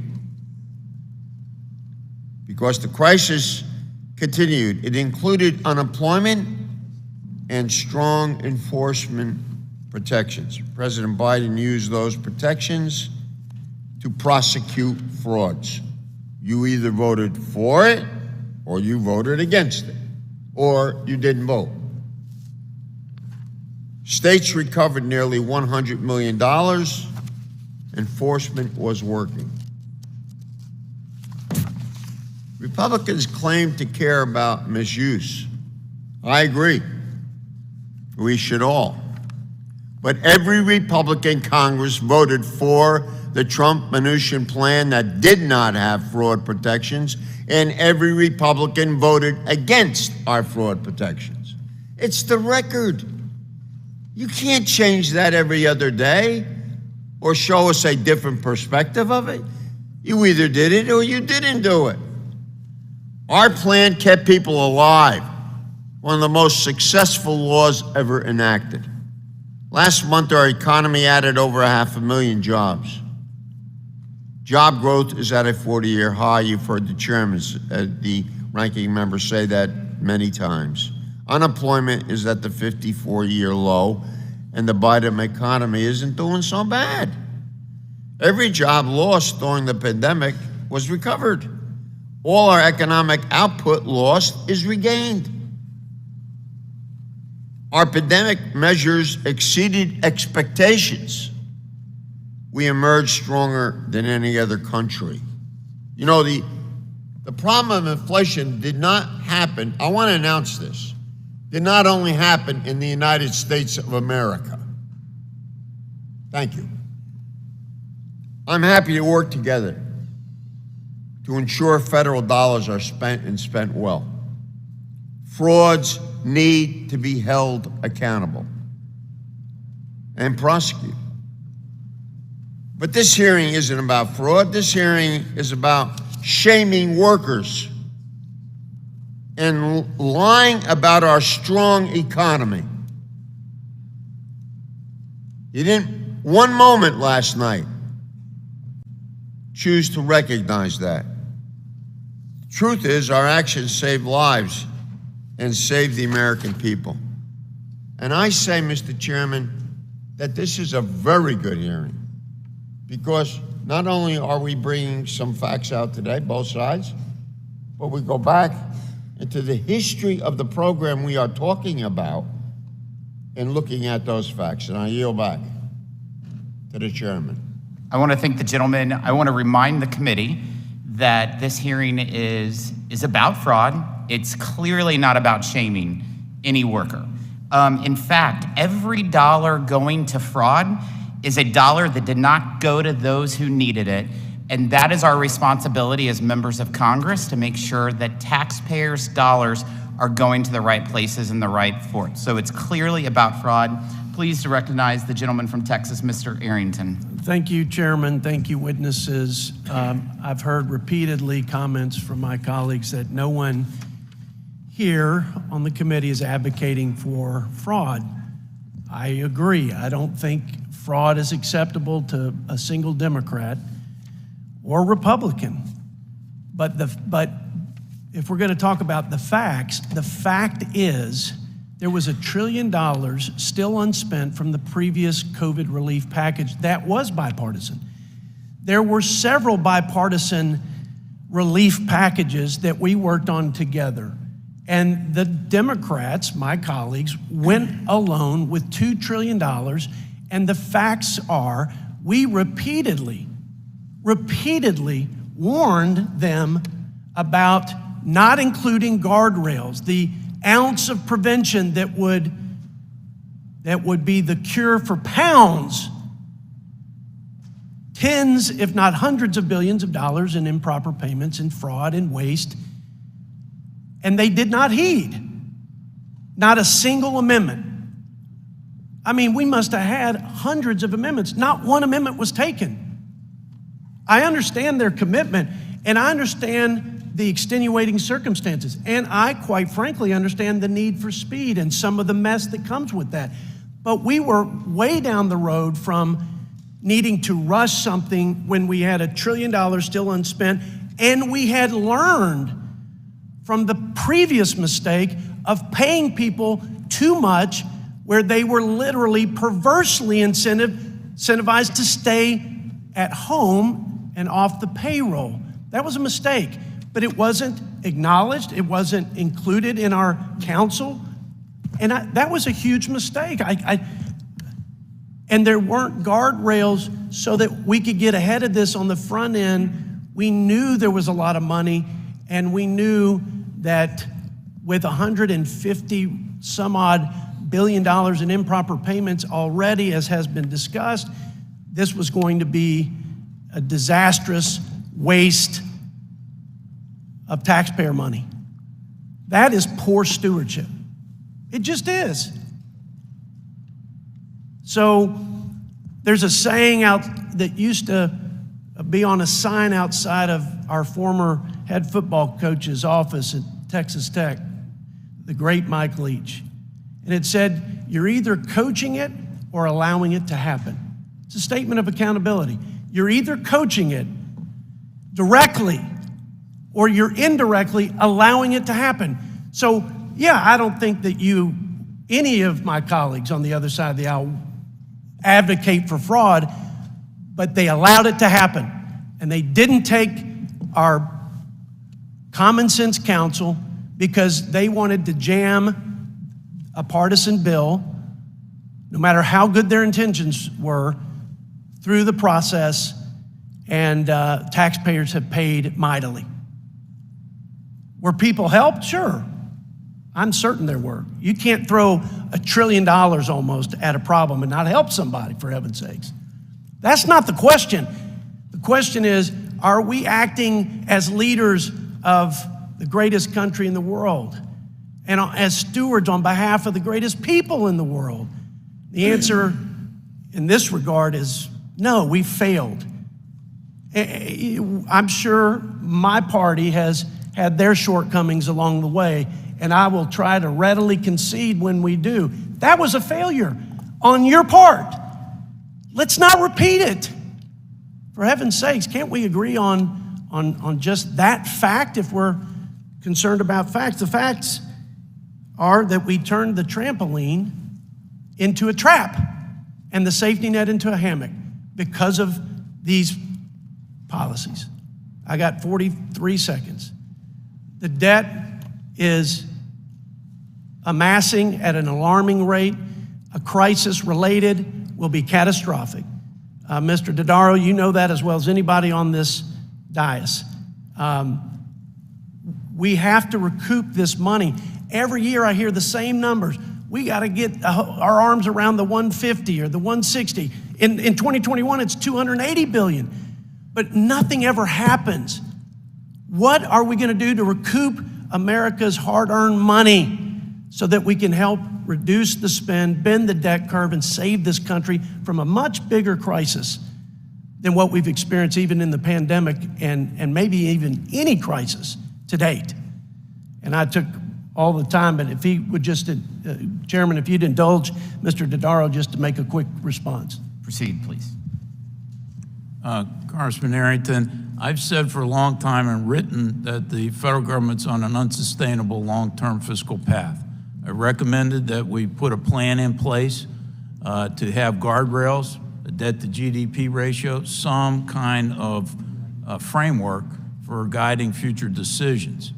I've also recommended changes to how we set the debt ceiling issue. I think that was a better way to do it at the time revenue and expenditure decisions are made in the beginning that avoids a potential cliff crisis. I've also said that we have problems on both ends of revenue. As was mentioned earlier, we've got a tax gap exceeding $400 billion that's not coming in. It should be under current tax law. We're sending out 200 and some billion that shouldn't be sent out. And so we've got a lot of problems. We've got a lot of recommendations to deal with these issues. And I think these implementation issues of current policies can be done a lot better and more effectively to protect the taxpayers and to deal with our long-term deficit and debt issues. Thank you. Thank the representative. Recognize the gentleman from Illinois, Mr. Davis. Thank you, Mr. Chairman.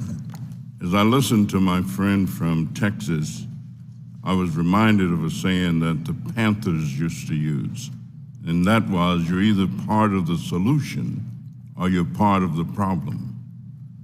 Between February and May 2020, Illinois lost almost 1.8 million jobs, with over 500,000 workers left jobless in the Chicago area alone. Our swift bipartisan response to pass the CARES Act prevented unthinkable hardship for millions of people in Illinois and tens of millions across the nation. No one should get away with criminal fraud, which is why I was proud to help provide the Biden administration and the inspectors general with dedicated fraud-fighting resources in the American Rescue Plan, resources that led to over 1,500 defendants being criminally charged and the recovery of billions of dollars. The actions of these criminals should not distract from the fact that pandemic unemployment insurance kept an estimated 5 million people a year from falling into poverty, meant revenue and customers for businesses that were still open, allowed workers at high-risk COVID to stay safer during a pandemic that disproportionately killed Black and brown people. My staff and I took thousands of calls from constituents who needed help. The Chicago economy relies a great deal on tourism, hospitality, and the arts, all of whose workers needed pandemic unemployment benefits to survive. I'm disappointed that we do not have the opportunity today to hear from workers who relied on UI during the pandemic. So let me just share a story from Bunny in Chicago, and here's what she said. We're a dual freelancer home in the theater TV industry with 2 children. We had to file unemployment for the first time in our lives. Our industry is shuttered for the foreseeable future with no end in sight. And with the huge unemployment rate, nobody has even called us for an interview, let alone a job offer. Without the extra boost, we'd be unable to cover the mortgage, pay our bills, our health insurance, which is all out of pocket, or keep our kids fed. I think we qualified for something paltry, like $500 a month in unemployment, which covers virtually nothing with the high cost of living in Chicago.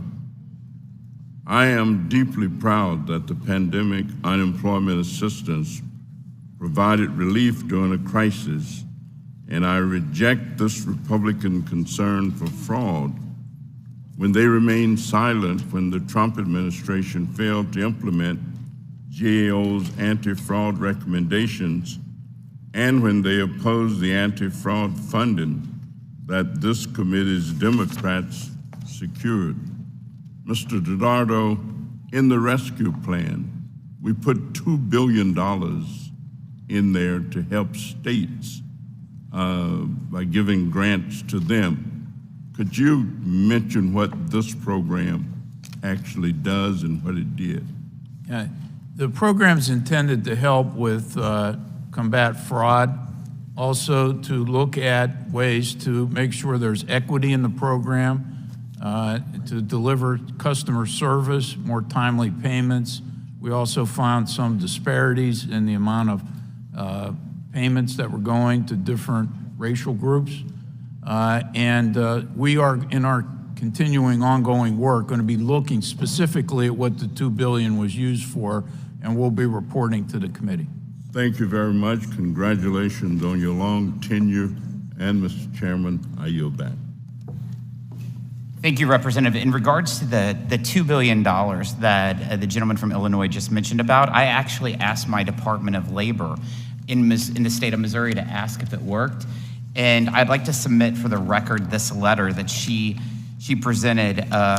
It says, one of the lines in it says, more recent funding opportunities such as the Equity and Tiger Teams grants provided limited flexibility to address program integrity and ongoing fraud prevention strategies. Without objection, I'd like to put in the record. So ordered. I'd like to recognize the gentleman from Oklahoma, Mr. Hearn. Mr. Chairman, thank you for hosting this important hearing. It's been a long time coming. Let me be clear that unemployment fraud is not a new issue. However, no one here can deny that since the start of the pandemic, the number of fraudulent claims has skyrocketed. I know I'm not the only one here who has experienced this firsthand. Now, I first shared my story during a roundtable hosted last year by my Republican colleagues on this very topic. From their lack of action, it is increasingly evident that the Democrats, my Democrat colleagues, aren't grasping the scope of this issue, so let me show you. So this right here is a box, 27-pound box that I had my staff go dig out of storage, had my folks back home dig out of storage, and it represents, from March 2020 to April 21, 789 fraudulent claims on an employee base of 324 employees that my family business had happen to them. Just 14 months. And yes, as the ranking member said, this was prior to the current administration. But that should make it all the more important of why we need to investigate the fraud that's going on across America. The American taxpayer does not care who's in the White House. They want to know where their taxpayer dollars went, and did it go to not any Americans at all? Did it go to places like India and elsewhere around the world, as we knew what went on? These 789 fraudulent claims were of people that never worked for me, ever. In 25 years of business, had never worked for me. And had we not done due diligence on every single claim, they would have been paid out. Now, I will tell you, when you look at this, we also had people who had been continuing to work that got 1099 saying they were not working. And yet we still do not want to have an adult conversation about what really went on with hundreds of billions of dollars of fraud across this country in the UI program.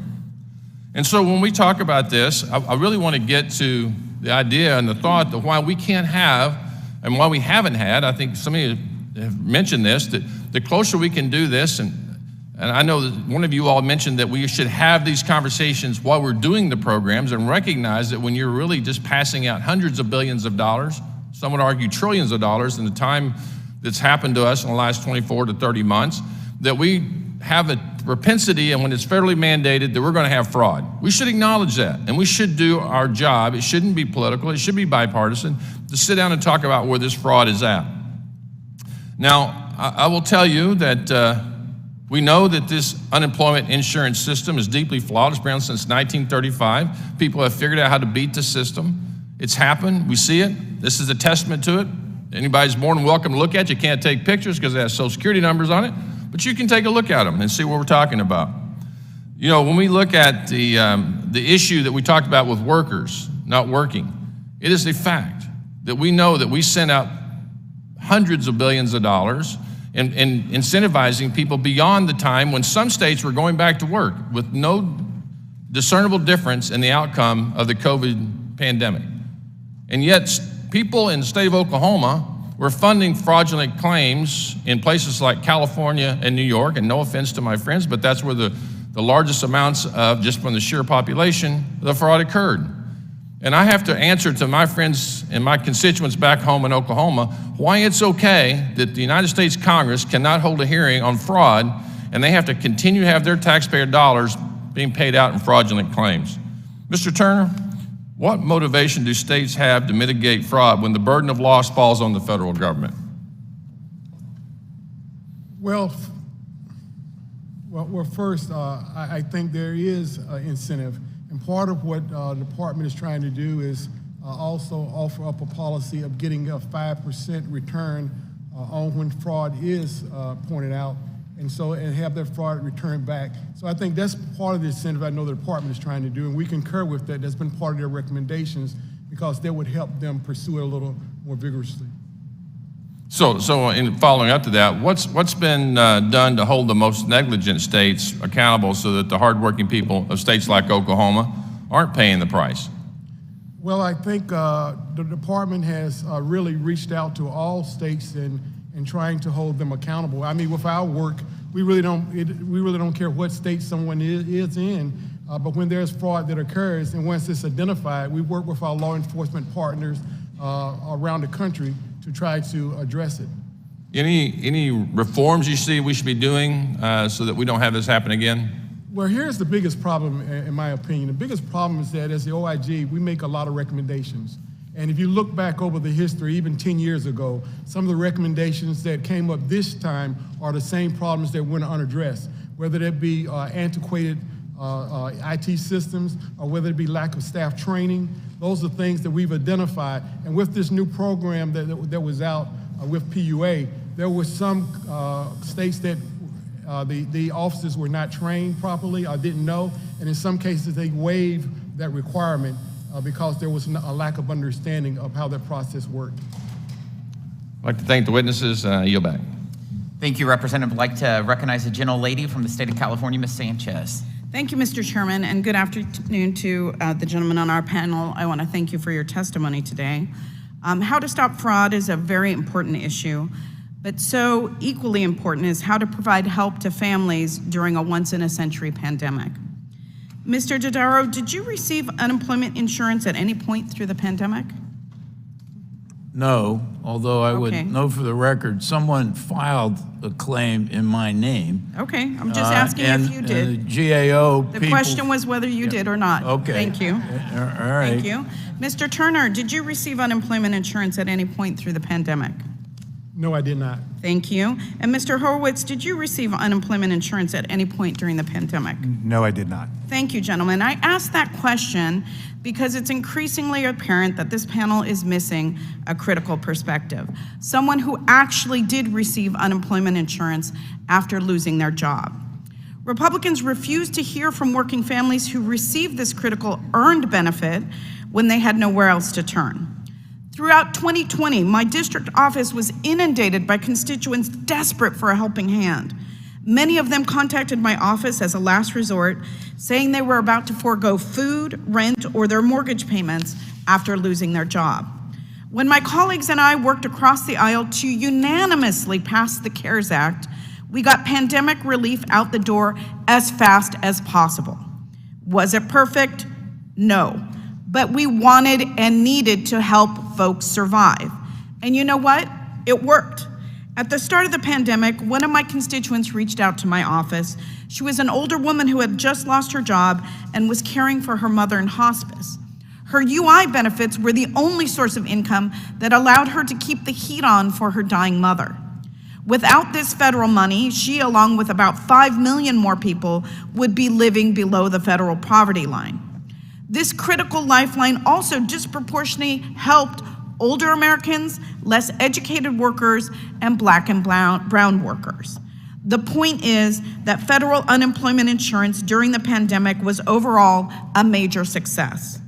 Again, was it perfect? No. But it kept families fed, it kept families housed, it allowed my constituent and her mother to continue living in dignity. We had to act fast and know we were not always surgical in what we did, but we learned from our mistakes. But today, my Republican colleagues want to highlight the program's shortcomings, particularly fraud. After the passage of CARES, the GAO made several anti-fraud recommendations to the Trump administration. President Trump failed to implement any of these basic safeguards, placing American tax dollars at risk. My Democratic colleagues and I worked to address the criminal activity while recognizing the vulnerabilities in our state UI systems. The reality was that the agencies were chronically underfunded and understaffed. UI agency workers in my home state of California went from working 8-hour days to 14-hour days, 7 days a week. Democrats worked to close that resource gap. Through the American Rescue Plan, we dedicated fraud-fighting resources while ensuring we were not harming critical benefits for American workers. As a result, the Biden administration has already prosecuted over 1,500 defendants who are accused of fraud.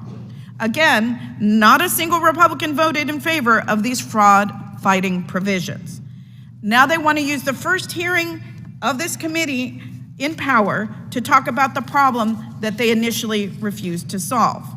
We cannot discredit a critical earned benefit that 1 in 4 American workers legitimately needed in 2020. So let's not allow the action of criminals to distract us from the fact that pandemic UI saved millions of American families. And before I close, I would ask unanimous consent, Mr. Chairman, to enter into the record a letter from the American Federation of County, State, and Municipal Employees, which represents many of the dedicated state employees who worked overtime and more to pay workers UI benefits that they needed during the pandemic. They were not allowed to be heard at today's hearing, so I hope that all of my colleagues will read their letter and listen to the voices of the workers that they represent. Without objection? Thank you, and I yield back. Thank you, Representative. I would also like to thank the representative for highlighting why it is so necessary that we have numerous future oversight hearings to look at how we can make sure the integrity of the programs this committee has jurisdiction over to continue to operate appropriately and fairly. I'd like to recognize the gentleman from Georgia, Mr. Ferguson. Thank you, Mr. Chairman, and I'd just like to point out that this is in fact our second hearing that we've had, not our first. And I think there were so many members on the other side that did not attend the first hearing that maybe they just slipped their mind. So I'll just point that out. I also want to address the insinuations that we have not, that we are going after the individual citizen here. Listen, this was a huge program. We sent out money. This place, DC, decided to shut down the country, and we knew we had to do something to help our fellow Americans, and we did. But then we went back to the well again when it was unneeded, and when we had an opportunity to put guardrails on it, we failed to do so.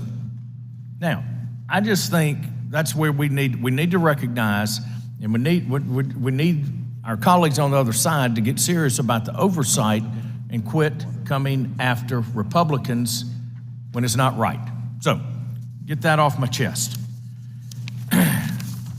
Mr. Turner, in this program, I think you said $191 billion in estimated fraud.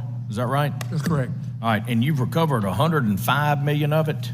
No, I didn't say we had recovered 105. We actually, as far as the labor OIG, we have 905 million that we have not recovered, but monetary results. 105 million, is that? No, 905 million monetary results. And what that is there may be court cases or admin or civil resolutions to some of that. And some of it takes time to actually see the funds. All right. Yes. So of those cases, how much do you anticipate recovering? What's a good estimate? Do you have any idea of what that may be?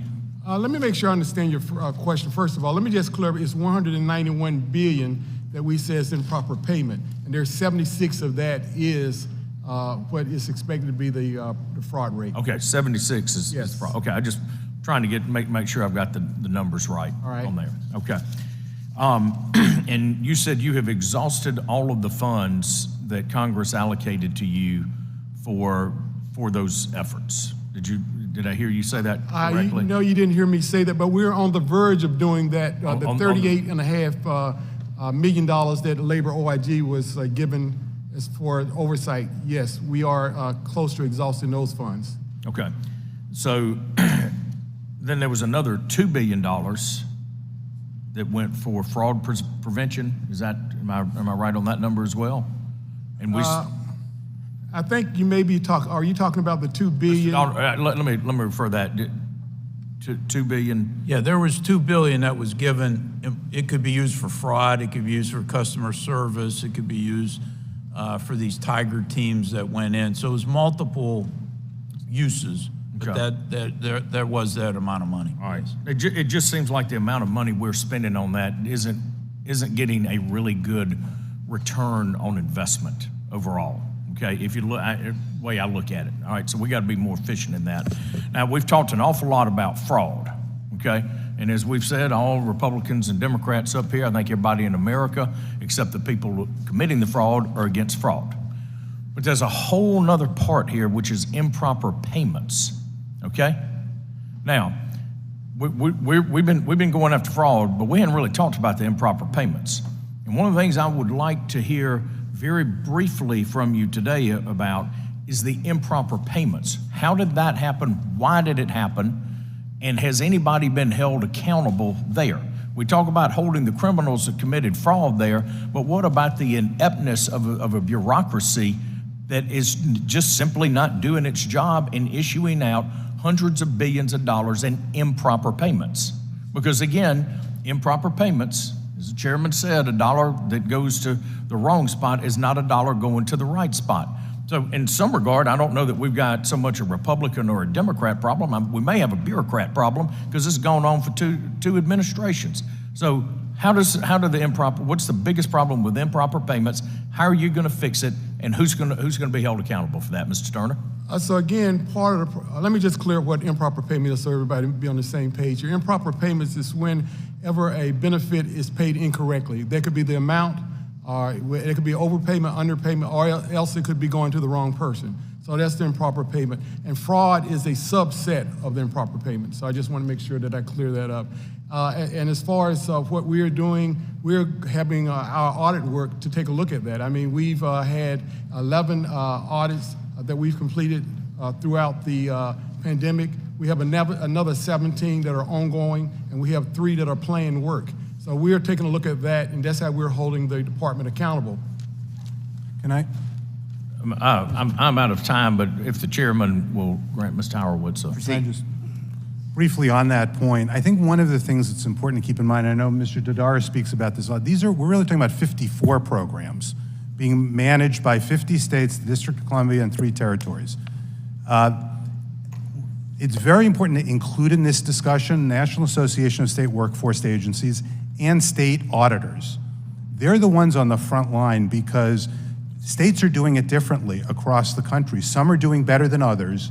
I think it's very important as we think about this program going forward, how much control should be at the federal level, how much should be decentralized, as it largely is, to the states, and how do we figure out what states are doing better than others, and using that model to increase the compliance rates and reduce improper payments across the country.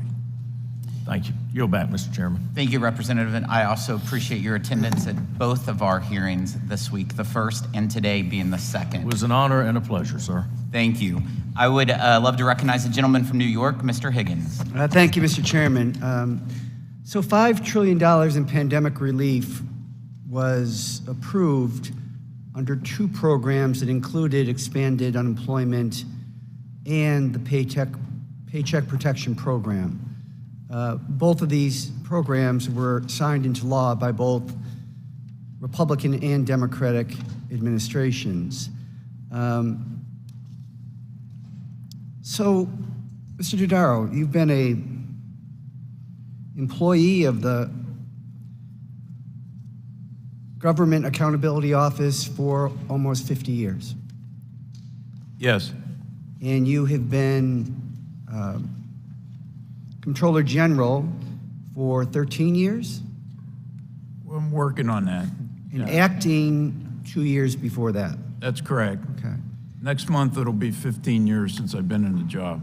And as the Comptroller General of the United States and head of the U.S. Government Accountability Office, where is your, it's a $5 trillion bureaucracy. Where is your focus primarily as head of that agency? Yeah, well, we focus on the entire full breadth of the federal government's responsibilities.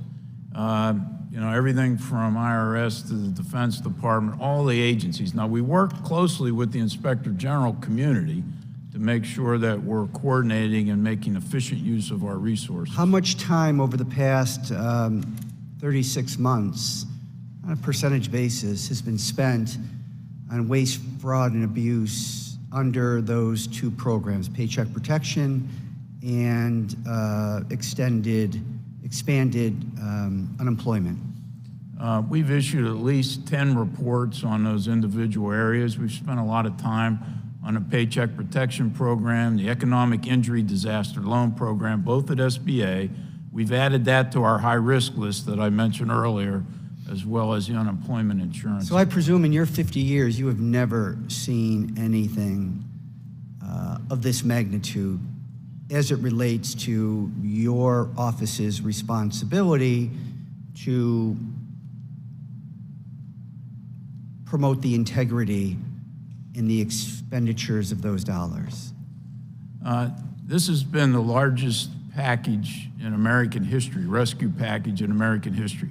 I became acting Comptroller General during the global financial crisis, so I was around for the $700 billion to unfreeze the credit markets, the American Recovery and Reinvestment Act, before that, Hurricane Katrina. This has been the largest one ever. Okay, the unemployment insurance program. So 2020 was $174 billion. 2021 was $115 billion, and 2022 was $24 billion.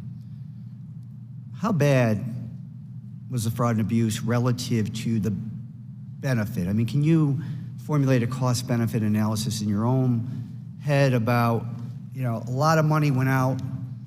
Certainly fraud is something that neither party is supportive of and is very intent on eliminating to the extent that it's possible. So, yeah, the way I look at it from an oversight standpoint is that there was great benefit to all these programs, but there could have been even greater benefit had we stopped the improper payment and fraud area, particularly in the loan programs, because there's only a certain amount of money.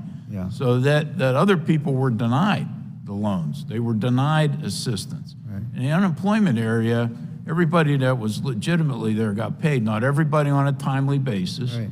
but so that's the way I look at it. So,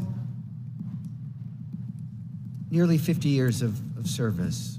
You know, the greatest way to reduce unemployment expenditures at the federal and state level would be a reduction in the federal unemployment rate, which is today 3.4%, which is the lowest rate since 1969. That's 54 years.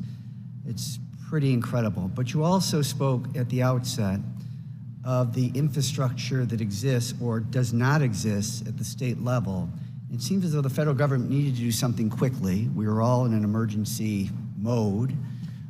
Not a lot of time to structure a program, including the infrastructure that was necessary to administer that program in an efficient way, reducing to the fullest extent possible fraud and abuse.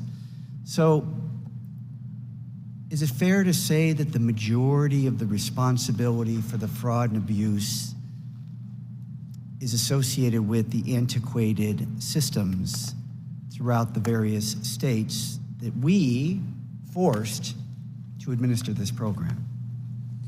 The antiquated systems were certainly a big part of the problem, but as my colleague, Mr. Turner, noted, states had been on notice for years about that program. I know New York State, the Comptroller said, the Deputy Comptroller said that they had been on notice since 2010. Right, but I get that, but Yeah. they were on notice to do something about their antiquated systems. This is like, you know, responsibility on steroids. The unemployment rate reached nearly 14%. No, I understand. The states were overwhelmed, that was for sure. But I think it goes to the incentive question. You know, in normal times, this is state money that's collected from taxes put on employers in that state. And they knew that there was fraud. They knew there were improper payments. So in my opinion, looking back on this from an oversight standpoint, they bear some responsibility for not being better prepared. Now, whether they would have been prepared to deal with the overwhelming issue brought by the pandemic is an open question. I yield back, thank you. Thank you, Representative. Recognize the gentleman from Ohio, Mr. Winstrup. Thank you, Mr. Chairman. I want to thank you all for being here today. Appreciate your time. I'm glad we're having this hearing to examine really the unprecedented levels of fraud in the pandemic unemployment programs. You know, I often think about our job here, and in situations like this, I think of the song America the Beautiful, where we ask God to help us mend our every flaw. And I think this is a perfect example of us trying to do that. Mr. Turner, thank you for clarifying today, too, the difference between improper payments and fraud itself. 191 billion, I believe, is what's reported out from DOL. You know, in my home state of Ohio, it's estimated $1 billion may have been paid in fraudulent unemployment claims from March 2020 to June 2022. And the problem is so rampant that our own governor, Mike DeWine, and his wife, Fran, and our lieutenant governor, John Husted, were notified that fraudulent claims had been filed in their own names. It went that far. So it's a widespread problem. It harms Americans that it was designed to help, and obviously we don't want that. That's a given. So many of my Republican colleagues have been committed to protecting Americans who have been victims of this fraud. In fact, when this committee was in markup for the American Rescue Plan, I offered an amendment to require the IRS to implement a hold harmless process for those taxpayers whose 1099-Gs are flagged as unreported income if those taxpayers believe they are victims of identity theft or fraud, such that no penalties or interest would accrue against them. This amendment was objected to by one of my colleagues on the other side of the aisle. At that time, Ranking Member Neal promised that if I withdrew my amendment, we would work together to address this issue. Unfortunately, it hadn't ever happened. And Mr. Chairman, with your consent, I'd like to submit a copy of my amendment on that for the record. Without objection. And so I will say that despite not really investigating the root cause of the frauds during the pandemic, we saw the Department of Labor has distributed $2 billion in the American Rescue Plan to detect and prevent fraud, promote equitable access, and ensure the timely payment of benefits with respect to unemployment compensation programs. The Department of Labor has yet to provide a full accounting of how this funding has been used. I think we need to circle our wagons there. And the only available information that I've seen shows DOL has only used 18% of those funds for fraud identification and recovery. So, Mr. Turner, do you have any data currently on how many taxpayers had their identities stolen to claim IU benefits fraudulently? Is there any tracking the IRS does to aggregate information from the Form 1099-G about the amount of taxable unemployment benefits that were flagged by states or individuals as fraudulent? I think it's an important piece of the puzzle, so if you could help me there, I appreciate it. Yes, this is still early in the stage. We're still gathering the data on that. Okay. But it is part of our plan. We hope to do that this year, but because of constraints, we've pushed it off to next year. We do have plans to do so. I appreciate that. As soon as we can, that would be helpful information for us. The state of Ohio has been able to recover more than $390 million in unemployment benefits. And despite the work being done by the Ohio Department of Job and Family Services and our participation in the National Association of State Workforce Agencies, Ohio is not receiving any portion of the funding they have recovered, the majority of which are pandemic unemployment assistance and federal pandemic unemployment compensation funds. So they're really trying to do their work. States like Ohio are making investments in fraud recovery and prevention efforts as they continue to recover these fraudulent payments. I think we should be working to incentivize their investments in these recovery efforts.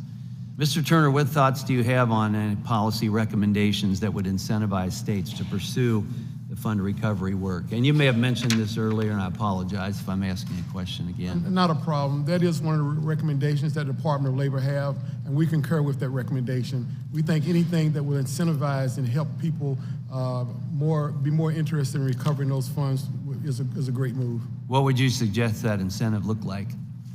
Well, 5% I think is what they're proposing, okay, and we would agree with that. The only caveat that we would add on that is that it be returned back to the UI program, administration of it. Okay. Thank you. Mr. Chairman, with your consent, I'd like to submit a letter from Ohio Governor DeWine to the Secretary of Labor, Martin Walsh, for the record. With no objection. Thank you. I yield back. Thank you, Representative. I'd like to recognize the gentlelady from the state of Alabama, Ms. Sewell. Thank you, Mr. Chairman. To be clear, none of us want waste, fraud, and abuse in any government program. We all were sent here to be good stewards of taxpayers' money. I also want to just say that the facts are that we dealt with a once-in-a-generation pandemic and that there were lots of Americans, vulnerable Americans, who were left more vulnerable because of this pandemic. In my state of Alabama alone, 532,000 Alabamians were spared from economic disaster because of the work done by this committee and the House of Representatives in the early months of COVID-19. The American Rescue Plan provided many states, unemployment offices, the necessary resources to ensure that funds got out the door in a timely fashion to those facing the most dire economic and health scenarios imaginable, at no fault of their own.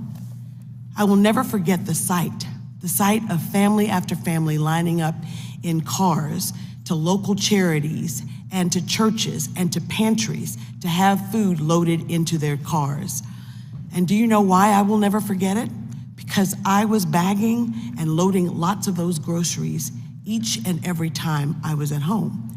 These people were people who 2 weeks ago, earlier than when the pandemic started, had jobs and no fear of losing the roof over their heads. And then all of a sudden, they had friends and neighbors turning to them, offering them assistance to just get by. I didn't want my families to just get by. I wanted them to get back on their feet. The actions taken by the Ways and Means Committee in a matter of weeks ensured that millions of my constituents not only got by, but were able to pay their mortgage, make their mortgage payments, as well as to fill their kitchen cabinets. While facing a crisis like this, none of us have experienced, We do know that fraud did occur.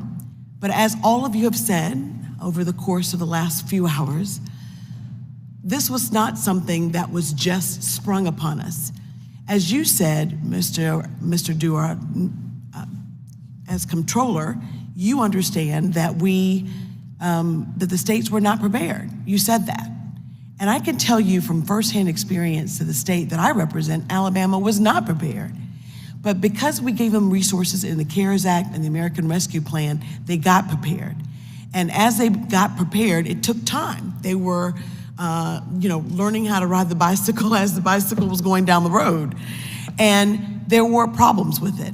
But I also know that, Mr. Chairman, it's not fair to talk about the system without actually having on this panel workers who worked in these state agencies to be able to talk in earnest about what went on in those state agencies. I also know that we did give money. We gave money back when this pandemic first got started, and the Trump administration did not put together an anti-fraud program that would help prevent this. Now, I know that fraud will happen in any program, but I guess my question to you is, what can we do to make sure that states are more prepared and actually assist in finding those fraudsters that are out there? I know that so many of the folks that work in these Department of Labors in the states are good, earnest people who are trying to do their job. They just need more resources, more people in order to do that, and better systems. So what can we do as a prophylactic measure to really help address the lack of preparedness in state agencies? The first thing I'd suggest is that I mentioned earlier the Fraud Reduction and Data Analytics Act that Congress passed in 2016. That only applies to federal agencies. It doesn't apply to the state agencies. So I think if you would apply it to the state agencies and encourage and incentivize them to implement a comprehensive anti-fraud strategy on a continual basis, which would be effective throughout the whole period of time, that would be the number one thing. The number two thing is, if in future emergencies there are measures, if they have that in place, there should be not as much of a need or a need at all for Congress to allow self-certifications. That, I think, helped tie the hands of the states a bit, because they weren't allowed to ask for documentation and support. So those two things would allow them to be prepared, manage the normal program much better, and be prepared for emergencies. Mr. Chairman, I would suggest that we really should have had state administrators on this panel, as well as workers who worked in this area, that would have given us a more broader view about what we can all do to help prevent fraud in the future. Thank you, and I yield back. Thank you, Representative. Like I said earlier, this is just the first of many oversight hearings. The reason why we're doing it this way is because we didn't have any in the prior two Congresses, and so we're glad that we're at least starting. I'd love to recognize the gentleman from the state of Illinois, Mr. LaHood. Thank you, Mr. Chairman. I want to thank the witnesses for your valuable testimony and service here today. Mr. Chairman, I want to thank you for holding this hearing and making this a top priority for our new majority. It's so vital that we do this. And I know it's been referenced, but it has been frustrating that this is the first hearing we're having on this. As everybody knows, COVID began, in the spring of 20, and obviously, we have been concerned about fraud in this space for the last 2 years, but this is the first hearing we're having. And it's not for a lack of trying. I just want to reference two letters that, at the time, our Republican leader, Mr. Brady, sent to this committee asking for a hearing. March 12th, 2021, we write to the chairman requesting an immediate schedule and oversight hearing on the Ways and Means Committee to investigate reports reports of fraud in unemployment insurance programs enacted through COVID pandemic. No response to that at all. So with no response, we send another letter 10 months later, February 22nd, 2020, again, at the time, to the chairperson from Ranking Member Brady, Ms. Walorski, and Tom Rice, and Mr. Kelly, again, asking to investigate the size, scope, and severity of criminal fraud in pandemic unemployment insurance. No response, unfortunately. I would like to submit both of these letters for the record, Mr. Chairman. Without objection. Couple that with what Dr. Winstrup just said, we offered an amendment to get to the bottom of this on unemployment insurance. Nothing. So here we are today, having this hearing today. And so, again, vitally important that we use our responsibility with oversight to have some accountability in this program. Mr. Horowitz, I wanted to ask you a couple questions here. As we've heard here today, the more time passes, the harder it is to get these dollars back. And so it's high time that someone start asking questions and look into how do we claw back billions of dollars. My question specifically for you, obviously you're working in your capacity across all of government, uncovering these fraud schemes and getting real results in terms of suggestions for criminal prosecutions and hopefully convictions and some jail sentences for those involved, which will hopefully send a deterrent message. A bit of a hypothetical question, but if you had $2 billion today, how would you use those funds to ramp up efforts to recover the funds and hold wrongdoers accountable? Well, first off, that would be magnitudes greater than we've gotten in the past for any of the IGs. But what we would do is a couple things. Increase our agents, the number of law enforcement and other auditors and analytics capacity that we have so we can find the fraud, pursue the fraud. I would actually also then provide analysts to the various task forces like we're doing already, the National Pandemic Unemployment Insurance Task Force, so that we can be a force multiplier in that regard. And then finally, very importantly, there's going to need to be more prosecutors, both at the federal level and at the local level, to deal with these cases. We can investigate them, but we've got to hand them off to somebody who'll actually go to a courtroom and pursue the prosecutions. And is there an example of a state that's been very proactive in terms of hiring state prosecutors to do that? There have been a number of states, and I wouldn't want to leave one out. We're working with a lot of states. We've had great relationships with a variety of states who are dealing with these issues. It's just going to grow, though, exponentially as we uncover more and more fraud, and as the labor IG, finds more and more fraud, and as we find the overseas fraud. Right, that's the hardest to find, and is going to take us the most amount of time to get to. In your testimony, Mr. Horowitz, you provided a recommendation that Congress should amend the Program Fraud Civil Remedies Act to raise the jurisdictional limit for administrative recoveries of smaller claims.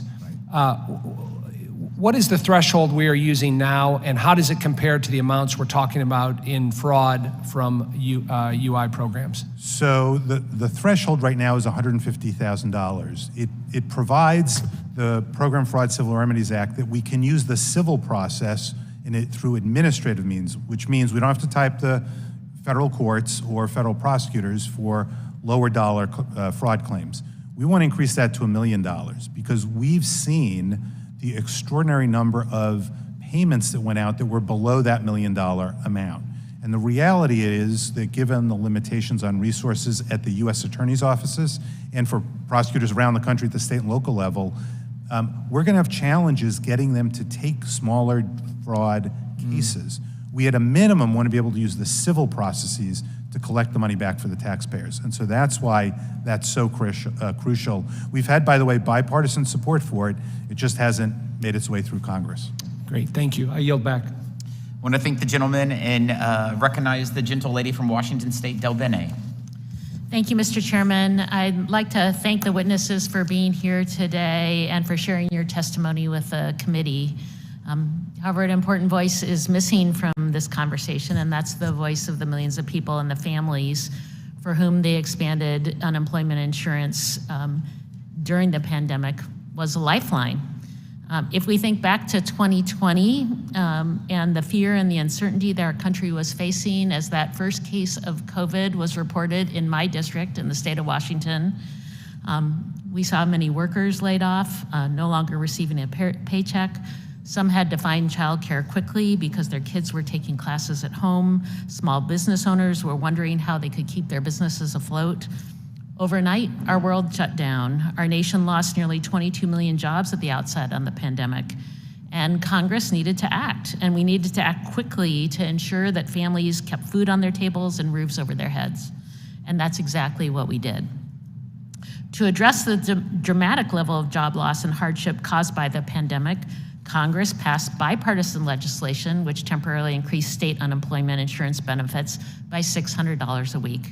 And this ensured that families had the money they needed to stay afloat.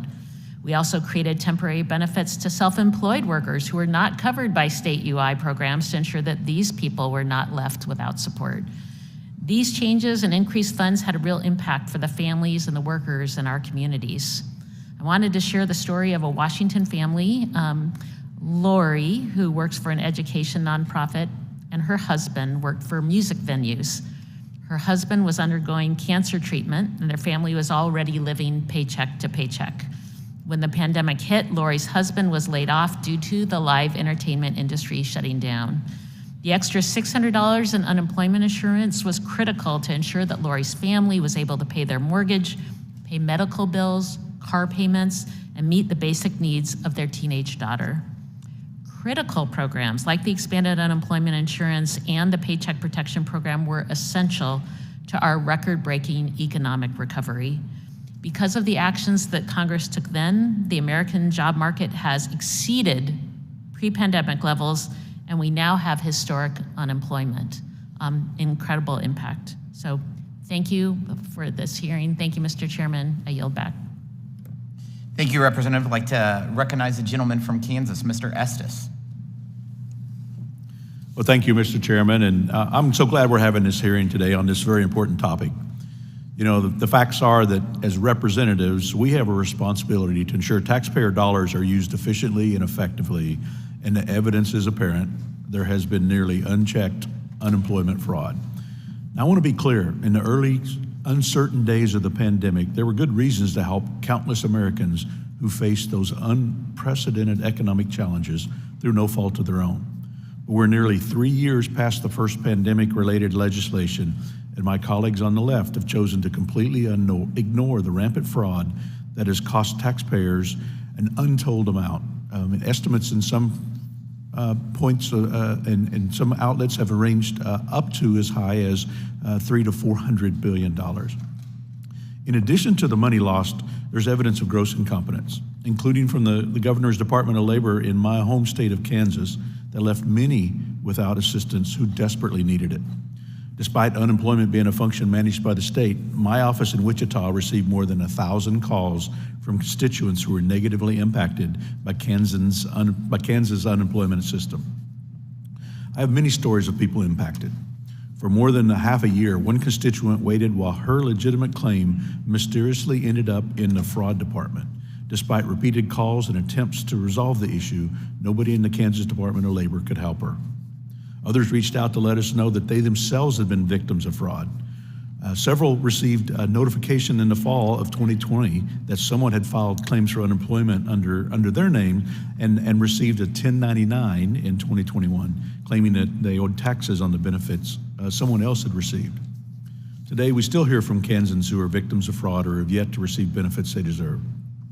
These are just a few of the cases, but they point to a real problem in Kansas and across the country.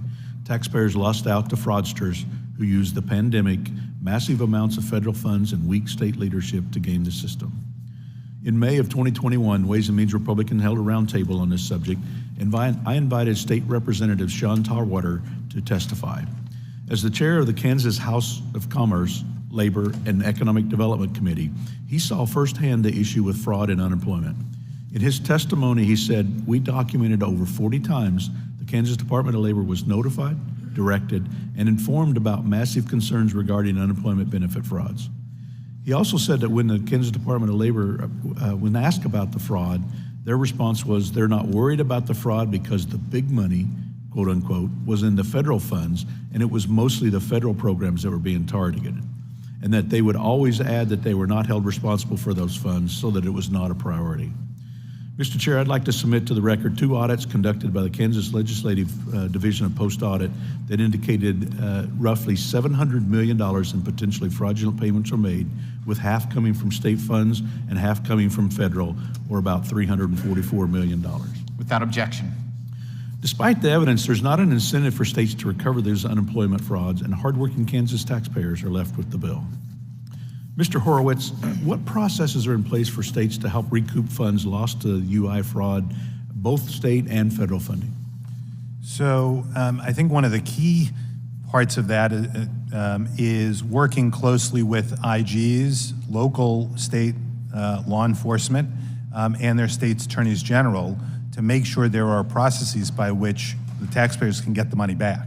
That's one of the things we're trying to do, is work closely and have focused on with state auditors. In fact, we created the first ever state auditor in residence program. So we have 2 Tennessee state auditors working with the PRAC to help us, as well as the former California state auditor, so we can develop those relationships and work more closely with the states.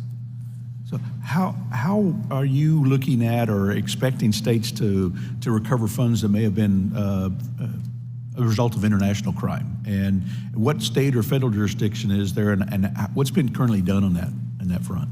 So the SWAs, the state workforce agencies, they're not the law enforcement arm of this, of course. So the key is working with local law enforcement, federal law enforcement. We're working with the Secret Service, FBI, other federal law enforcement agencies, and trying to develop those partnerships, because that is the key to the success of moving forward. There has to be the interest not only in making sure the money gets out, which is obviously important, to the right people, but then making sure when it doesn't get to the right people that there's the recovery. Right. Well, thank you. And I want to thank all of our witnesses for the work that you're doing on behalf of the American taxpayers and helping make sure that we get money in the right hands and that taxpayers are protected. I yield back.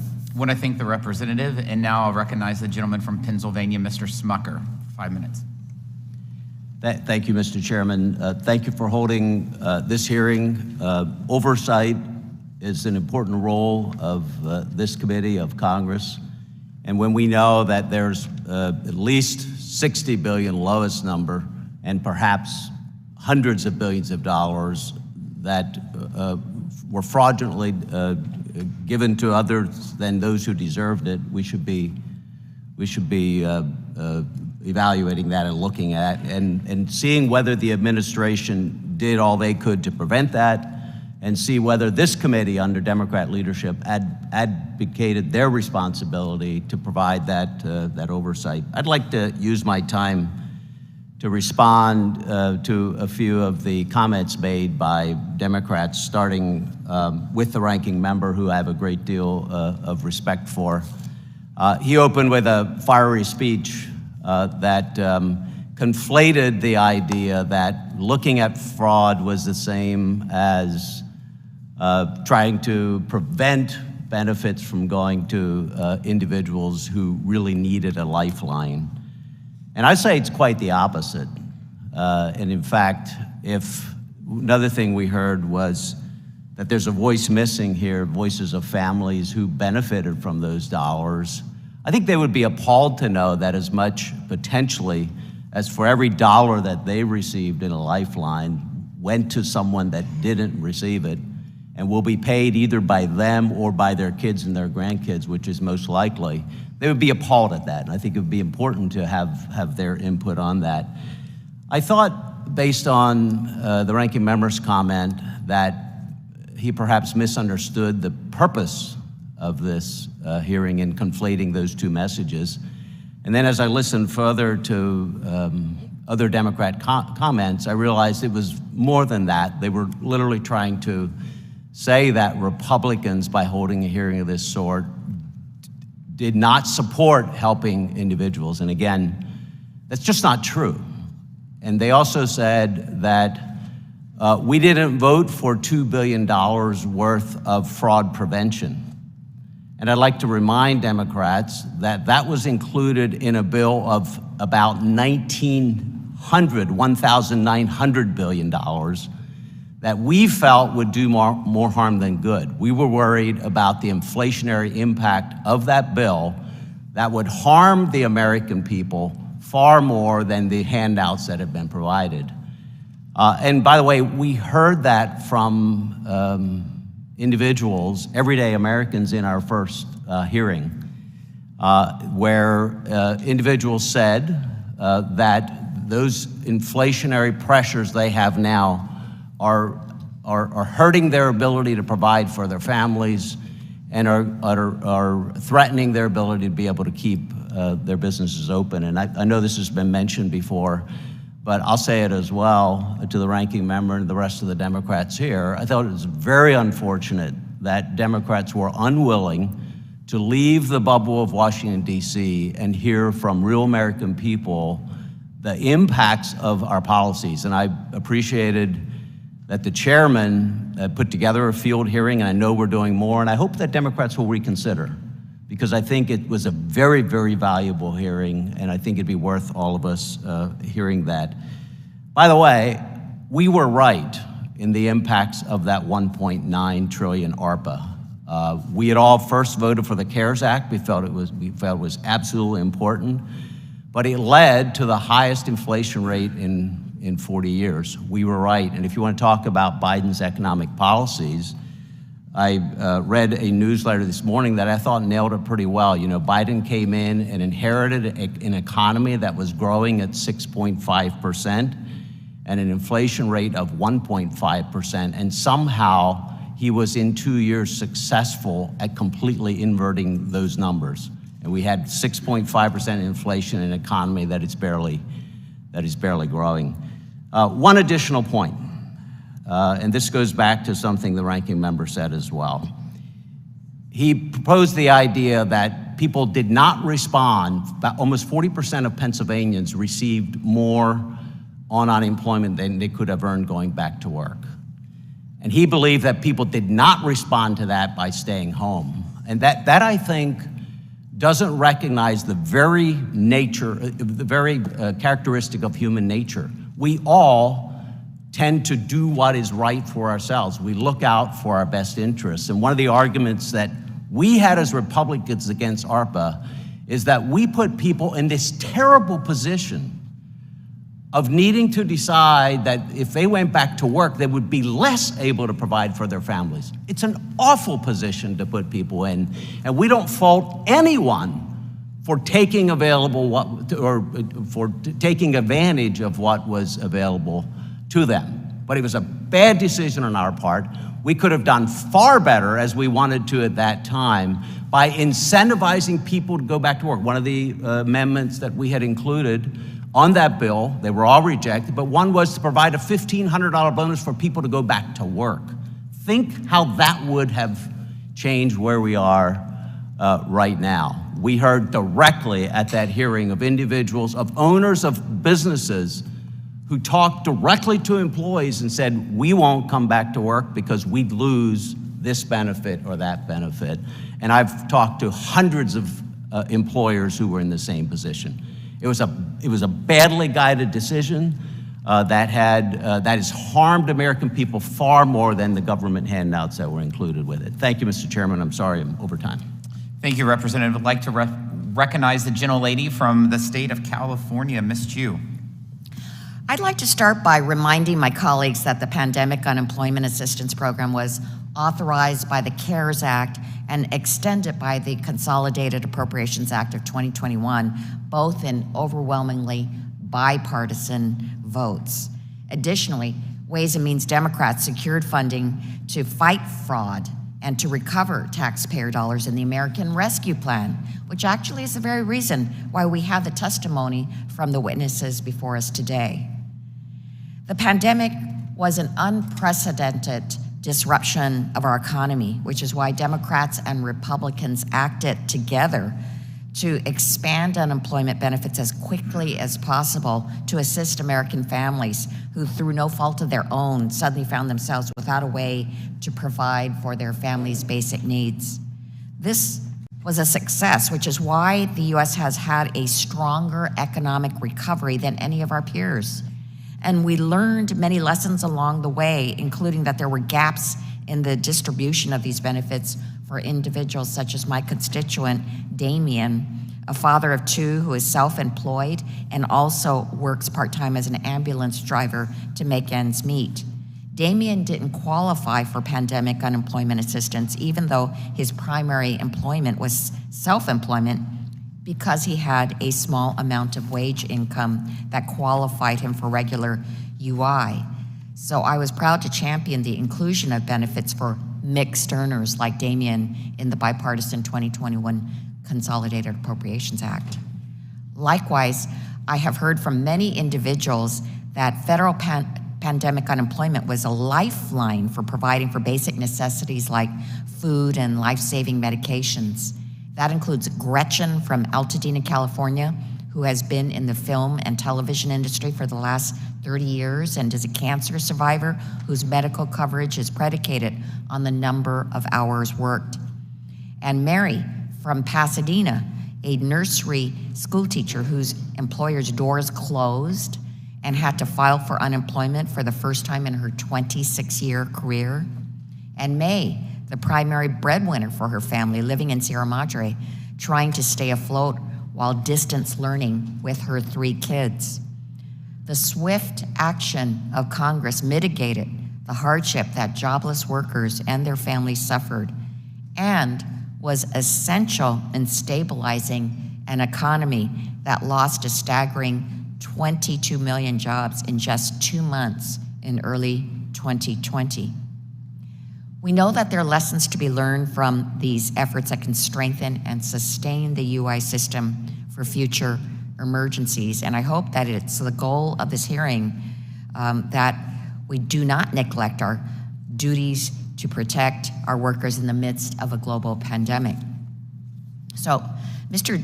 Dodaro, although this is not mentioned in today's testimony, GAO also conducted discussion groups with recipients of UI benefits. Is that correct? Yes.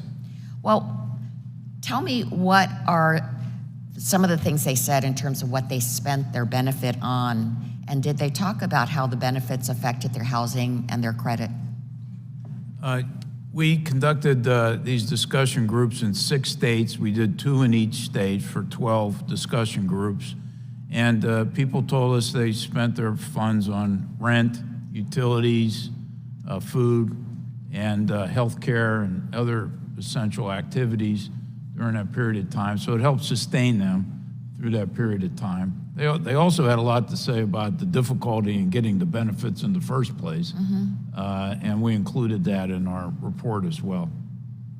And how did this affect their housing and their credit? Well, it helped them to maintain, paying their bills. So I would have assumed that had a, positive or at least didn't have a negative effect on their credit. And what do the dozens of high-quality research studies GAO reviewed say about the effect that providing UI benefits during this pandemic and in past recessions had on economic stability? We reviewed 30 empirical studies that were done, and those studies indicated that it helped stabilize the economy during that period of time. It helped prevent the situation from getting worse, and so it had a positive effect. Thank you. I yield back. Thank you, Representative. I'd like to recognize the gentleman from North Carolina, Mr. Murphy. Thank you, Mr. Chairman. I appreciate you calling the hearing today. I can't help but think we've gotten sidetracked a little bit. The purpose of this hearing is not to hear stories that obviously every single person in this chamber can tell us about how important these funds were. I mean, my God, everybody can talk about how we desperately needed this program. We're here to talk about the fact that fraud occurred. Let me just redirect, pull us all back, and let's just direct in the right direction, get the facts. I would just like to correct a few things, I guess. The President last night said he's added 12 million jobs, the greatest in history. Well, he got rid of 10 million jobs because of what we did during the pandemic. It's just actually recapturing them. So let's get to the facts, let's be true. And we talk about the unemployment rate. Yeah, it's low, but our workforce participation rate now is lower than it was in January 2020, to the tune where more than 2.5 million people are not working today who were working in January of 2020, hence the need for workers everywhere. That doesn't even add in the 18 million individuals who are now receiving Medicaid benefits, who, because President Biden, who has said the pandemic was over, continues the public health emergency where no state is allowed to audit its Medicaid rolls. So that's over 20 million people that we're talking about that should be back in the workforce and actually contributing to Social Security, contributing to Medicare. We'd love to get those people back. And so we're here today to talk about fraud. And sadly enough, fraud occurs. It's not a Republican problem, it's not a Democrat problem, it's an American problem. It is the fact that when money flows freely, people take advantage of it. Period, point blank. In North Carolina, a citizen from the Republic of India alleged that they obtained $40,000 in pandemic unemployment insurance for North Carolina residents, which, by the way, anybody who's in the Embassy of India, by the way, in the District of Columbia can vote, just as an aside to my Democratic friends that we're going to hopefully stop. Second, a federal grand jury in Greenville, North Carolina, where I lived, indicted 3 individuals for conspiring to commit wire and mail fraud for a heroin and fentanyl distribution ring in eastern North Carolina. Again, fraud occurs when money flows freely. It's not just balloons for everybody. It's actual real things that happen. Lastly, a woman in Charlotte was pleaded guilty of $1 million in unemployment insurance fraud by defrauding the state of Arizona. These are real things, and I commend you guys for the work that you've done. I attack us for not actually attacking this earlier. $350 million in North Carolina. And so we all know it's what we're talking about. We're not here to tell stories of how we helped it. We did. We can all tell those stories because it was absolutely needed. I just find it interesting that my colleagues across the aisle are happy to say that President Trump's administration didn't put in fraud committee while they blame him for everything else, but then take credit for all the work that Biden did. So I think that's kind of interesting. So let me just ask a few questions as it is. Mr. Dodaro, can I what percentage of your workforce is back to work? Everyone. Everybody's back to work. Well, we were never not out of work. Okay. We've been working all the time. Excellent. I'm really glad to hear this. I asked this to Mr. Turner and also again to Mr. Dodaro. Does the GAO and the Department of Labor know to the extent in which international cybercrime rings and foreign actors were involved in targeting state systems at all? Do we have any information about what happened against with cybercrime international figures for fraud for this? I think that question could best be answered by Mr. Horowitz and Mr. Turner. Okay, please do. Yes, it's equally spread, well, equally may be the wrong word, but it's spread throughout on the international side as well as domestic. Yeah, we've seen fraud occurring overseas. Secret Service has testified about this, about breaking up various rings in Nigeria, Russia, China, for example. Right, and I think it's, and I'll just kind of end with this because I don't want to beat a dead horse. We all know that this fraud occurred, and we all know that we've not done our job as members of Congress in providing oversight. You know, it just seems to be an action that one side of this body just is happy to flow the funds. And yes, our American people need it. But for those of us who've actually run businesses, there has to be accountability as to where our money goes. This isn't our money, this is the taxpayers' money. And if we don't know where it goes and where it should not be going, then we're out of business. And this Congress, my God, you know, look at our debt, which some people don't believe exists. We would be out of business, absolutely, if we did not commit to making sure that our money is well spent and that criminals are put back. And let me just ask a real quick question, if you just 2 seconds, if you will, Mr. Chair. Mr. Horowitz, can you expand on the suggestion to increase the penalties for these individuals? Yes, so what we've actually asked for is increasing the statute of limitations from 5 years to 10 years. The challenge for us, and I know for Department of Labor IG, is we're already 3 years since the beginning of the benefits going out. We've got a lot of work still to do. Right. So if it runs out in 2025, for some cases, that's going to be a problem. We're going to need the 10 years. Congress did this last year, bipartisan basis, extended it for the 2 big SBA programs, Paycheck Protection Program, Economic Injury Disaster Loan Program. They should do the same here. Well, thank you. I hope that that's a bipartisan effort, that we can understand that fraud does occur and that we need to enable you guys to actually investigate it and put those criminals behind bars. Thank you. Thank you very much, Mr. Chairman. I yield back. I want to thank the representative, but I also want to tack on to his points in regards to the unemployment numbers we've heard. numerous times. It's also important to know the fact that workforce participation is currently at 62.3%, which is the lowest since Jimmy Carter was president. Love to recognize the gentleman from Tennessee, Mr. Kustoff. Thank you, Mr. Chairman. Thank you also to the ranking member. Thank you, Chairman Smith, for convening today's hearing. Thank you also to the witnesses. I know that you had made diligent efforts to warn Congress early on about the potential for fraud in the CARES program, and unfortunately, we have not had these hearings until now to examine the extent of the unemployment fraud, but we're committed to doing these examinations. I do want to ask, if I can, there was, relating to Mr. Horowitz's testimony just a moment ago, Mr. Chairman, I would like to submit for the record the very first alert on the pandemic unemployment fraud issue that was issued by the United States Secret Service that I believe Mr. Horowitz just referenced. It's dated May the 14th of 2020. Without objection. Thank you, Mr. Chairman. The alert is titled Massive Fraud Against State Unemployment Insurance Programs, and it was directed to financial institutions across the country. And to what Mr. Horowitz just said, it warned them of a well-organized Nigerian fraud ring that was exploiting the COVID-19 crisis to commit large-scale fraud against state unemployment insurance programs.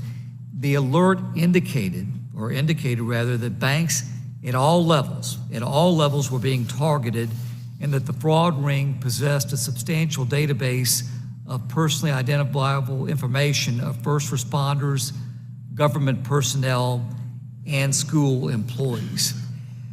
Mr. Horowitz, back to you for a moment. I think you testified a week ago before the House Oversight Committee. That's correct. Some of your testimony, what you said is referenced, I saw in an ABC News article from last week. This is what it said you cited, if I can read from this report. It says of the $5 trillion total spent on pandemic relief throughout both the Trump and the Biden administrations, Horowitz said that the amount siphoned off by fraud could be anywhere from tens of billions of dollars to over $100 billion, but that it would be years before the final numbers were tallied. The issue, Horowitz said, was that the trillion-dollar programs had to get off the ground quickly to prevent potential economic collapse, but they lacked key fraud protections, including verification systems and information sharing with other agencies to match up Social Security numbers with people's names and birth dates. So I guess my first question is that fairly accurately reflects what you testified to last week. It does. You testified that the fraud could be over $100 billion. We've heard a lot of numbers testified to today. In fact, it could greatly exceed $100 billion, right? I don't know. It could. All right. I'm a former United States Attorney. Mr. Fitzpatrick is a former FBI agent. Mr. Hood is a former Assistant U.S. Attorney. I think everybody here, hopefully on both sides, is concerned about the amount of fraud. When do we know that number? When will we know that number? I think it's going to be years to get a more precise number, exactly for the reasons you just read, which is, and as you know, having been a federal prosecutor and for anybody who's been in law enforcement, to find the overseas fraud is particularly challenging. Yeah.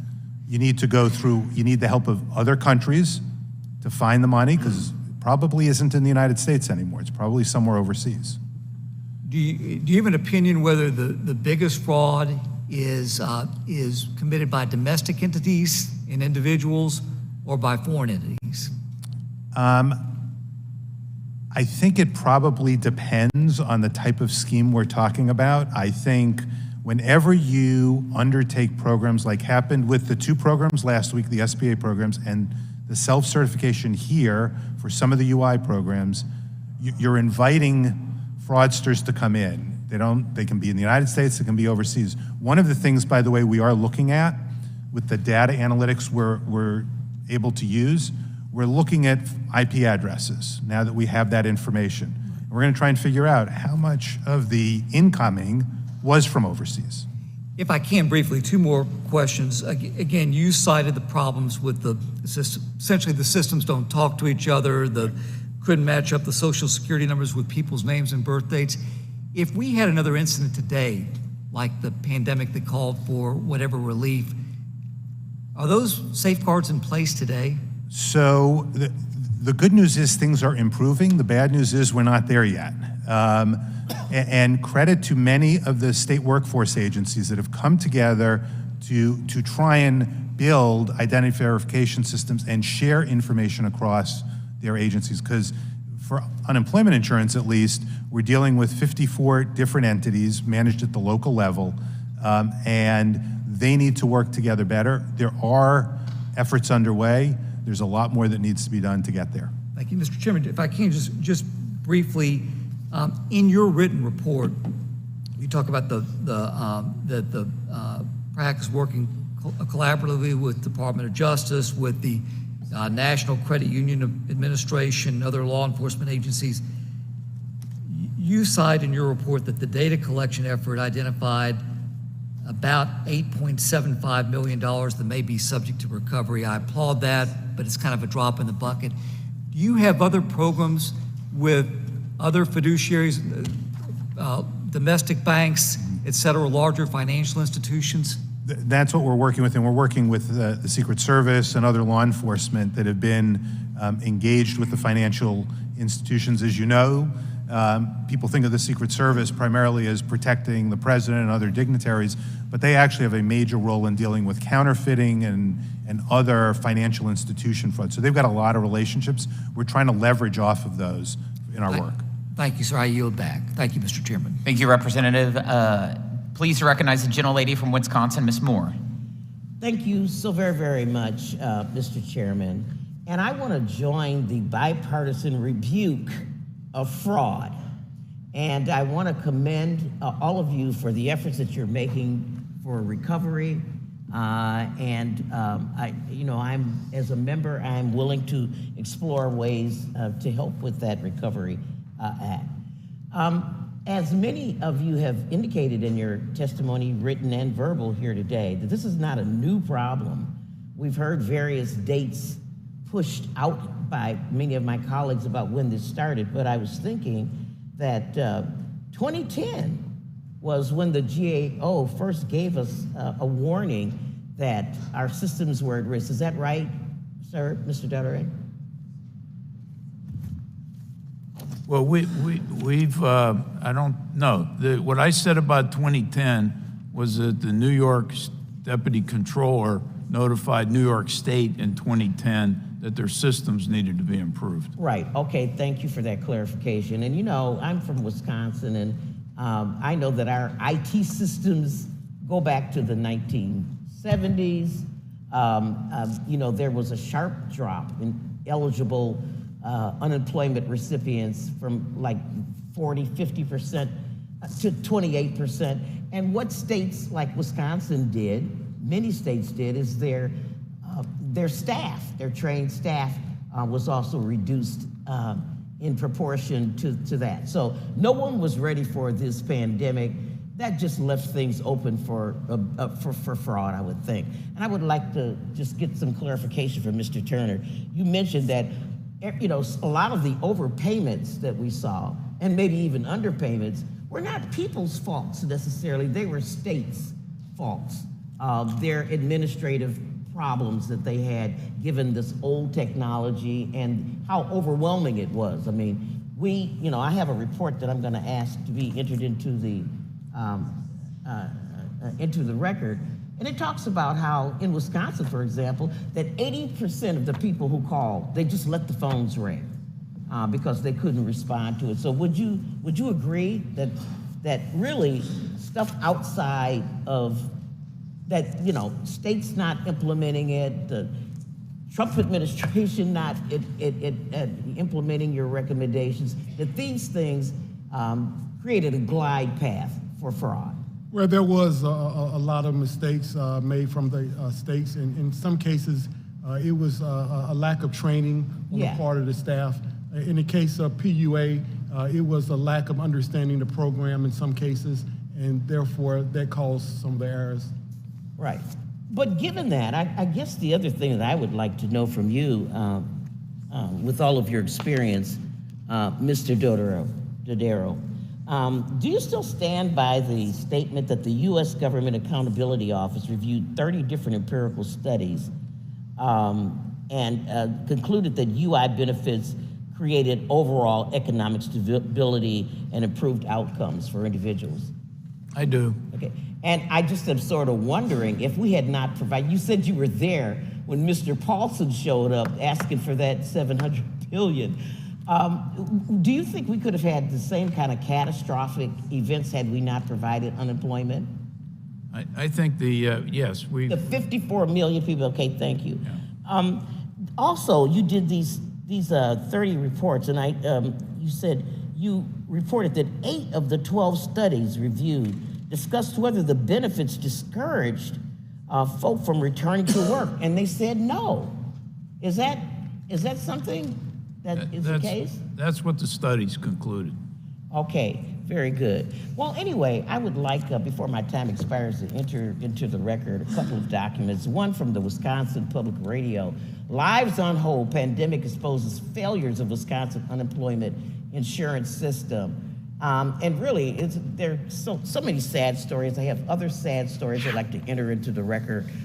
From my district office, it talked about people just feeling almost suicidal and giving up hope of not getting their benefits. This particular publication talks about a man in Wisconsin who moved into his car because he checked the wrong box. He said he didn't know why he was let go of the job. So that just sent his application into weeks and months long obscurity. And he was so humiliated as a man that he had to move in with his ex-wife and her new boyfriend in order to survive.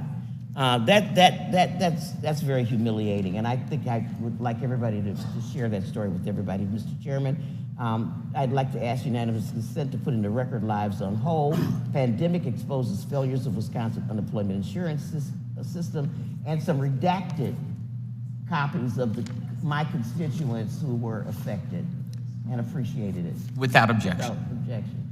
Without objection. Thank you so much, sir, and I yield back. Thank you, Representative. I'd like to recognize the gentleman from Pennsylvania, Mr. Fitzpatrick.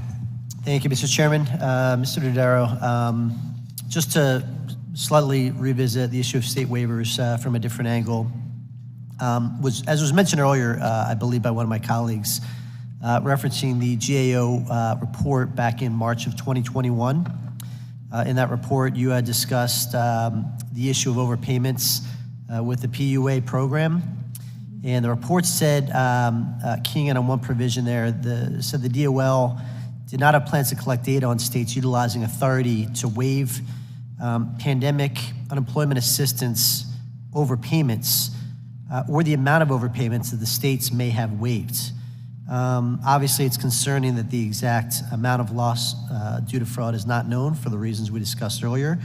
But just as far as having no information about states waiving overpayments, some of which may have been fraud, don't you believe that that information is in fact needed to effectively monitor and ultimately recover these overpayments? Yeah, absolutely. We recommended that the Labor Department require the states to report how much money they've recovered, how much they've waived as well. And so I'm always wary of waivers. And I think it's important that the Labor Department have accurate information from the states to monitor that effort. And any suggestion on a remedy there moving forward? There just needs to be required reporting of that. I think that's just proper management of the program to be able to do that, and the department ought to follow up with the states. And I think it's also appropriate to either have the state auditors or perhaps at the federal level, one of us do a sample of the waivers to make sure they were adequately supported during the process. So do you have the manpower to do that? No, but we could find some way to figure out how to do it. But somebody ought to do it. I think as state auditors would be the best position to do that. In fact, I don't think the federal government uses state auditors as effectively as possible for either the unemployment insurance program or the Medicaid program for that matter, because each state system is a little different. Right. Mr. Turner, in your testimony, you had updated your estimate of improper payments from roughly $163 billion to $191 billion, with a significant portion attributable to fraud. Your estimate uses DOL's reported improper payment rate of about 21.5% for fiscal year 2022. Understanding Mr. Horowitz's well-made point that tracking this stuff is incredibly difficult once it leaves our shores.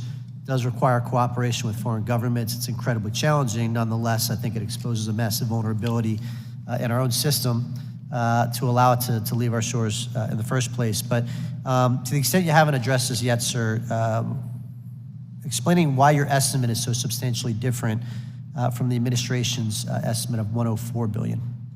Well, again, we take our rate from the department, and based on what the department gave us, the 21.5, that's how we end up calculating it, the 191. So, and they're the ones that's responsible as the policy owners to provide that rate. So we can't develop it ourselves. Has there been any discussion with the administration in reconciling these numbers? No, there has not been. Okay. Mr. Chairman, I yield back.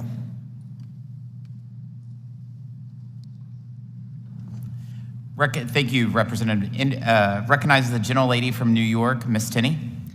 Thank you, Mr. Chairman, and thank you to our witnesses. I really appreciate drilling down on these numbers. I'm actually a small business owner in upstate New York. Our business is in our 77th year, and we were greatly impacted and have been continually impacted, like all of our friends in business in New York, by unemployment insurance, by the mismanagement of New York through a series of governors here, and I think it's fantastic that the chairman is doing a much-needed look into this and having you, gentlemen, with your expertise here to do this. And you know, our taxpayers, our employers, our employees have paid the price for this fraud. And I just thought, you know, there's so many numbers being thrown out here, and since you know, one of my favorite authors was Mark Twain, he made a famous statement, who I'm sure all of you in the accounting business knows. There are three kinds of lies: lies, damn lies, and statistics. Thank you, Mark Twain, who's buried in New York State, for that. But there are a lot of numbers being thrown around, and I refer initially to the comments from the ranking member about the unemployment, and sometimes these are misleading. There's economic hardship right now in New York State, and you would think that, you know, with 3.7%, that 96.3% of the rest of the country are all working, which we know that's not how the numbers are calculated, so that's why we need to drill into these statistics. But one of the things I wanted to talk about is the recent findings from the GAO, and I'm going to address my first question to you, Mr. Dodaro, is that there was an estimate of fraud, and you know, you've answered this, 60 billion, with some outside experts going as high as 400 billion. We've heard 180 billion, but the New York fraud alone is estimated at about 11 billion, and that's for fraudulent unemployment benefits since March 2020. In fact, the survey I conducted among my constituents and employers was that countless cases of individuals have received unemployment forms they hadn't requested. They have dealt with these ramifications without having any verification. The payments were made. There was no look back to the employers as to whether these people were actually employed. And many of them were actually my family members who were still gainfully employed. And so many of these problems continue to persist in New York, and I thank you for calling out New York for some of their systems. But on top of that, the New York State has an outstanding trust fund loan of nearly $8 billion, which is yet to repay. Because of this gross mismanagement by the state, taxpayers, small businesses now have to make up that difference. And this has been devastating to especially the smaller employers, especially restaurants forced to close during the pandemic. And after all these hardships for the past several years, I just wonder how it could possibly be fair to now foist this tab for this negligence and incompetence, as you pointed out, on New York taxpayers, on our employers who can really cannot afford to keep this, and so many of them have closed. So I wanted to follow up with you and how I want to make sure that our federal policies are no longer allowing this reckless behavior by irresponsible governments like New York State, which you keep pointing out, And I know that my colleague from Mr. Higgins mentioned this and alluded to this as well. But my question to you is that, is there a recommendation from the GAO, the Government Accounting Office, issued to the Department of Labor that has not been implemented that would address these concerns? And is there a mechanism to compel New York to prioritize repaying this $8 billion of unemployment insurance loans outside of, say, an automatic increase in the state business taxes, which would make us have even a larger outmigration of people and jobs in our state? Yeah, well, there's a set of, we have 19 open recommendations to the Department of Labor. 8 of them focus on the fraud areas. There's a set that focus on the need to transform the unemployment insurance program itself to make it more effective. That may go to this issue of incentives of the states. One of the observations I've had over the years is where we're relying on states to administer federal programs, there's often a lot of deferential latitude that the federal government gives the states to implement the programs. There's not a lot of aggressive federal oversight that's needed. And it doesn't really come vividly clear until you have these type of circumstances in place. You know, in good times, we rely on the states to take, to administer these programs and give them a lot of flexibility. But there needs to be a better balance between the federal responsibilities and the states, and the federal government has to have additional responsibilities. Now, the $8 billion, the states are allowed to borrow from the Treasury Department when they run out of money, and then you're right, it has to be paid back by the employers within the state. So that's left to the states' own devices on how they decide to repay that money back to the federal government. Well, thank you. Can I just clarify one thing? The fraud risk assessment framework, is that what you're talking about with the 19 recommendations? That's 8 of the 19. Okay. The other ones go to the need to transform the whole program to make it much more modern, efficient, and meant to deal with our modern economy. Thank you, and please send that message back to the New York State government now to save our employers. We really appreciate that recommendation. It's 13 years ago now since you made that. Thank you. Thank you, Representative. I would like to point out that your favorite author, Mark Twain, is a good Missourian from the Show Me State who wrote his life about the Mississippi in our congressional district. So love to recognize the gentleman from Michigan, Mr. Kildee. Thank you, Mr. Chairman, and to our witnesses, thank you for your participation and your service to our country. As the nation responded to the coronavirus pandemic, workers and families, as we all recall so painfully, stayed home in order to stay safe and to keep their families safe. Many lost their paychecks and their livelihoods virtually overnight through no fault of their own. In my home state of Michigan, unemployment rose to 24% in April of 2020, just 2 months after former President Trump declared the health emergency. In response, unemployment insurance claims spiked at over 388,000 per week compared to the previous peak of 77,000 during the Great Recession. That's why, thankfully, Democrats and Republicans jointly acted swiftly to pass bipartisan legislation to get these necessary benefits in the hands of hard-working Americans as soon as they possibly could. Both parties came together to pass and extend these critical benefits through legislation such as the CARES Act. Now, looking at the continued economic growth that our country has had, these benefits did help millions of people, preventing them from losing everything they've worked for and precipitating a larger crisis. The GAO has highlighted that these payments helped keep our economy afloat and improve the labor market. Unemployment insurance kept money in people's pockets and prevented our country from falling into much deeper economic demise. Now, some have argued that these benefits disincentivize workers and are causing the labor shortage, despite the fact that benefits expired in September of 2021. The latest jobs report obviously would indicate otherwise.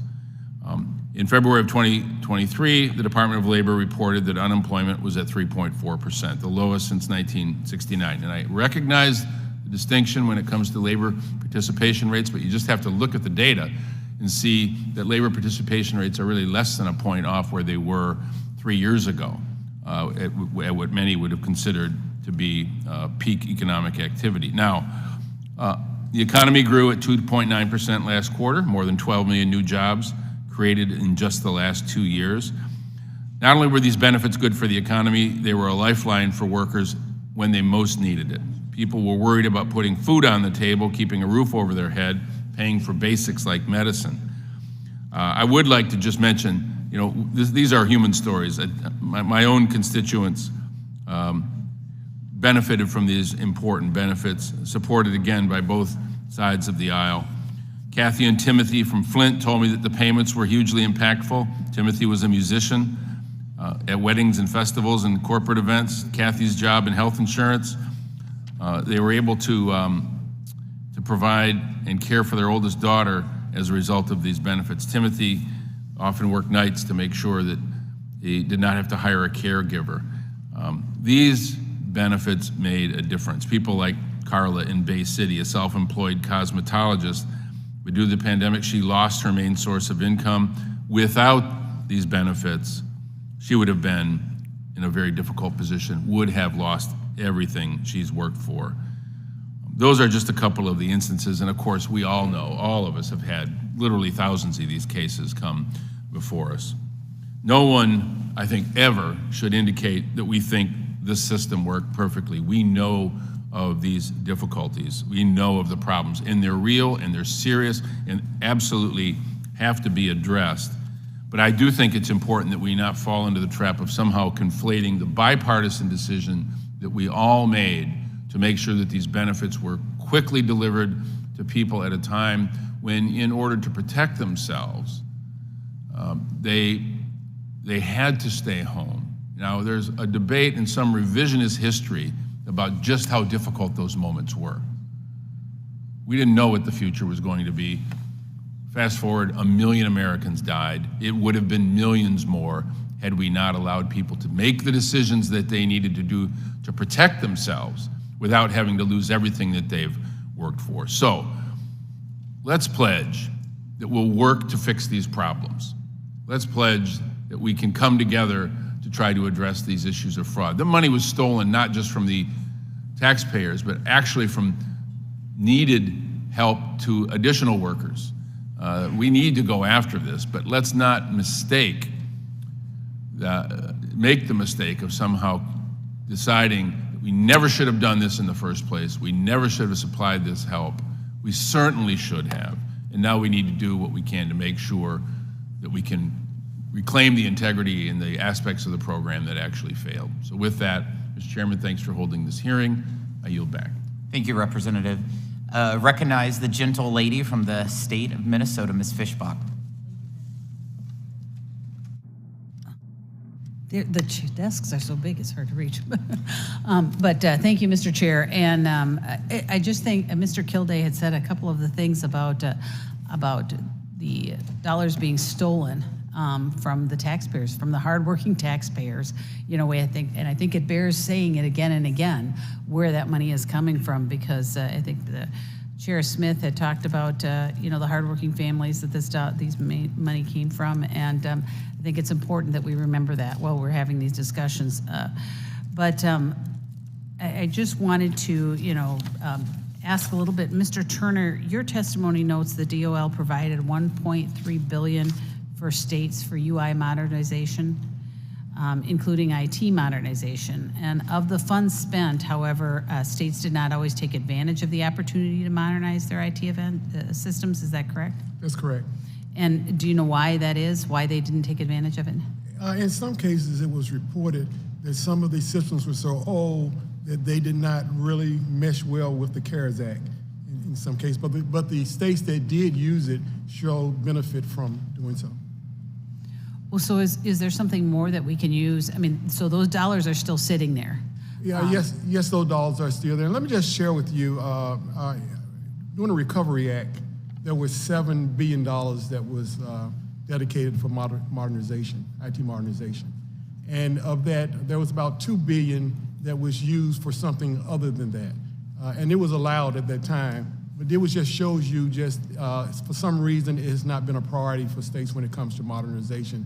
And that's one reason that we've paid the price that we have. So do you think there's anything that we can do to encourage them to use those dollars so that we do modernize those? Well, I think one of the things the department is doing is with performance measures that they're using and keeping it as part of their top priorities. But I think just more emphasis on that and continued emphasis will make a difference. Is there anything in that is attached to that money that would prevent them from using it now? I mean, or is it going to be taken back or?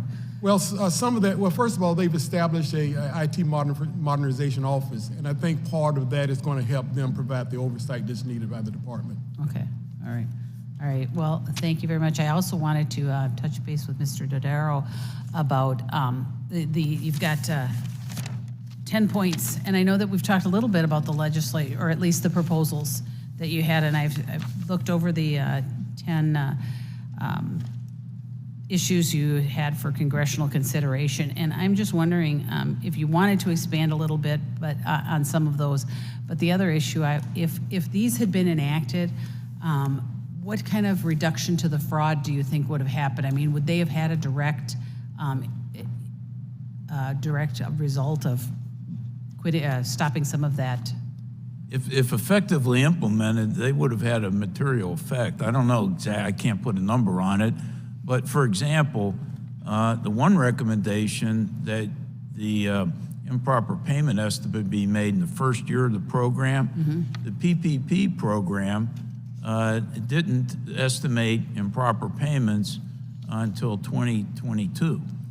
The pandemic unemployment insurance program still hasn't, even though it's ended, it still doesn't have an improper payment estimate. If you had had estimates earlier, you would have been able to take more forceful actions and put things in place and compelled the states to focus on those issues earlier. You know, the anti-fraud strategy that we have in place in the Paycheck Protection Program, they didn't designate an anti-fraud dedicated entity until February 2022, when the program was almost finished. They didn't do a fraud risk assessment until well into 21, almost the end of 21. The Labor Department still hasn't implemented the anti-fraud recommendations that we have to them. So a lot of these things would have had a good effect had they been put in place. That's why we're urging Congress to pass these legislative improvements. But I would say also to this committee that unless there's sustained leadership attention at the Labor Department and effective working relationships with the states combined with strong congressional oversight, these reforms won't be effectively implemented. Thank you very much. Oh, and Mr. Can I Horowitz, add on to that? It not only would involve fraud prevention, but you'd have better delivery of service to the people who are entitled to the benefits, more prompt payment, reduction in identity theft. Think about how many people are dealing with identity theft issues now as a result. All of those cascade from improving IT modernization, taking the steps that GAO has recommended. Thank you very much. And I have 8 seconds, I went over, so I yield back. Thank you. Thank you, Representative. Recognize the gentleman from Utah, Mr. Moore. Thank you, Chairman and Ranking Member. The work here we're doing is very important, and I believe our dialogue, while some differences, really has shown a spotlight on our joint concern about fraud, right? And I appreciate, more importantly, the witnesses. We've all gotten the chance to get up and take a few meetings and a few breaks for sticking it out for a very long hearing. So thank you for that. Fortunately, so for some positive here, there are lessons that we can learn from states that have managed this very well. In Utah, where I represent, fraud overpayments represented less than 1% of benefits paid. I'm incredibly proud of the work done by our former governor, Gary Herbert, Governor Spencer Cox, their administrations, and the Utah State Legislature to create systems and processes that protect taxpayer dollars. That is our most sacred responsibility, I believe, back here in this federal role. And Congresswoman Spanberger and I have introduced the Preventing Improper Payments Act, and which we've prepared following an excellent study by the GAO about how we can safeguard taxpayer dollars and prevent more waste, fraud, and abuse in the future. Mr. Chairman, I would like to submit for the record a report from the Pandemic Response Accountability Committee called Pandemic Unemployment, How Much Has Been Paid to Fraudsters? Without objection. Thank you. This report is yet another demonstration of how how much we don't know about the size and scope of this fraud. Many states have produced separate reviews on their own UI programs, and these reviews have sometimes included individual state estimates of fraud and improper payments. And up to 21 states, this report tracked, 21 states have reported approximately $58 billion in fraud estimates across these programs. And that's information that we have from less than half of the states. So if state auditors are coming up with those large numbers, I do believe that the national estimate of 60 billion GAO reported is quite low. Mr. Horowitz, I have a question for you. In these state reports, do we know how much of the funding identified as improper payments or fraud was federal dollars? So for several of the pandemic programs, it is federal dollars that flowed to the states. There were other parts of legislation enacted that were to fund and to support already existing state programs. So most of it's going to be federal money. Some of it could be mixed in with state money. And as you indicated, what we found was that the work of the state auditors was critical to this effort, but states were calculating fraud numbers in different ways. So we'd have to go through state by state to break that down. Yeah, excellent. The gentleman from Oklahoma highlighted something that I think Utahns feel a lot of times. We try to run things as responsible as we possibly can. I know there's a good faith estimate from a lot, but we do. Utahns oftentimes feel like, why, if we're being so responsible and have the data to show some of this, why can't other states figure this out? It's a continual frustration, and it's something that I hope to represent and shine a light on. My understanding was approximately 76% was federal dollars, so we're talking a total of close to 700 billion. I mean, these are sizable numbers. These are deficit reducing opportunities for us, which is a huge responsibility of this committee, is to be able to find ways to reduce deficits. There's significant bipartisan opportunity, and we hope to be able to do that with this. We'll keep working on it. Do you get a sense, to what level are you confident that states are going after this money and recovering it? I think a lot of the dialogue has moved in a positive direction over the last several years from the state workforce agencies in particular. We're seeing a lot more effort to work together, to do the kind of cross-border work that needs to get done, and interactions with state auditors, because they are so central to this process and important. And Department of Labor's role, how would you describe or kind of like want to make sure that they do their role as much as possible? So I'm going to defer to the IG there on that. Please.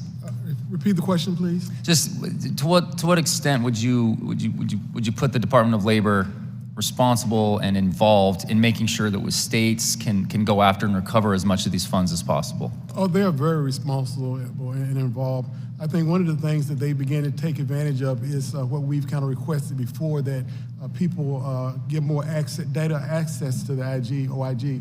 And once that began to happen, we began to see some improvement. Excellent. There's another quick question to Mr. Turner, actually, about entrepreneurs.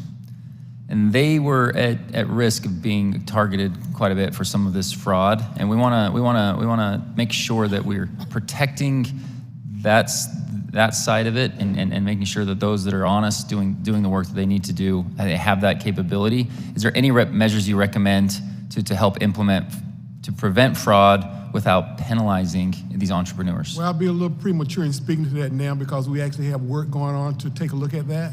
And then I should be able to provide the committee something in the future. The whole point of this is to make sure we do this better, we shine the light, and keep working on it. So thank you for your time. Thank you, Representative. Recognize the gentleman from Virginia, Mr. Byer.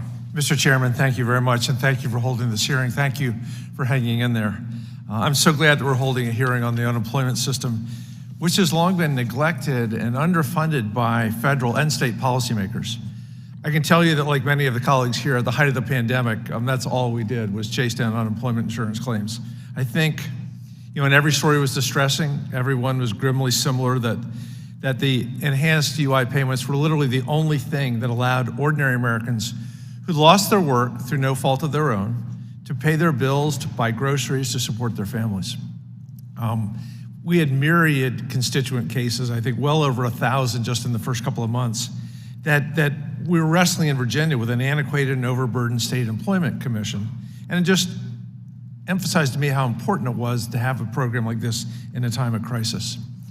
At the time, I was chairman of the Joint Economic Committee, bipartisan, bicameral, a great honor.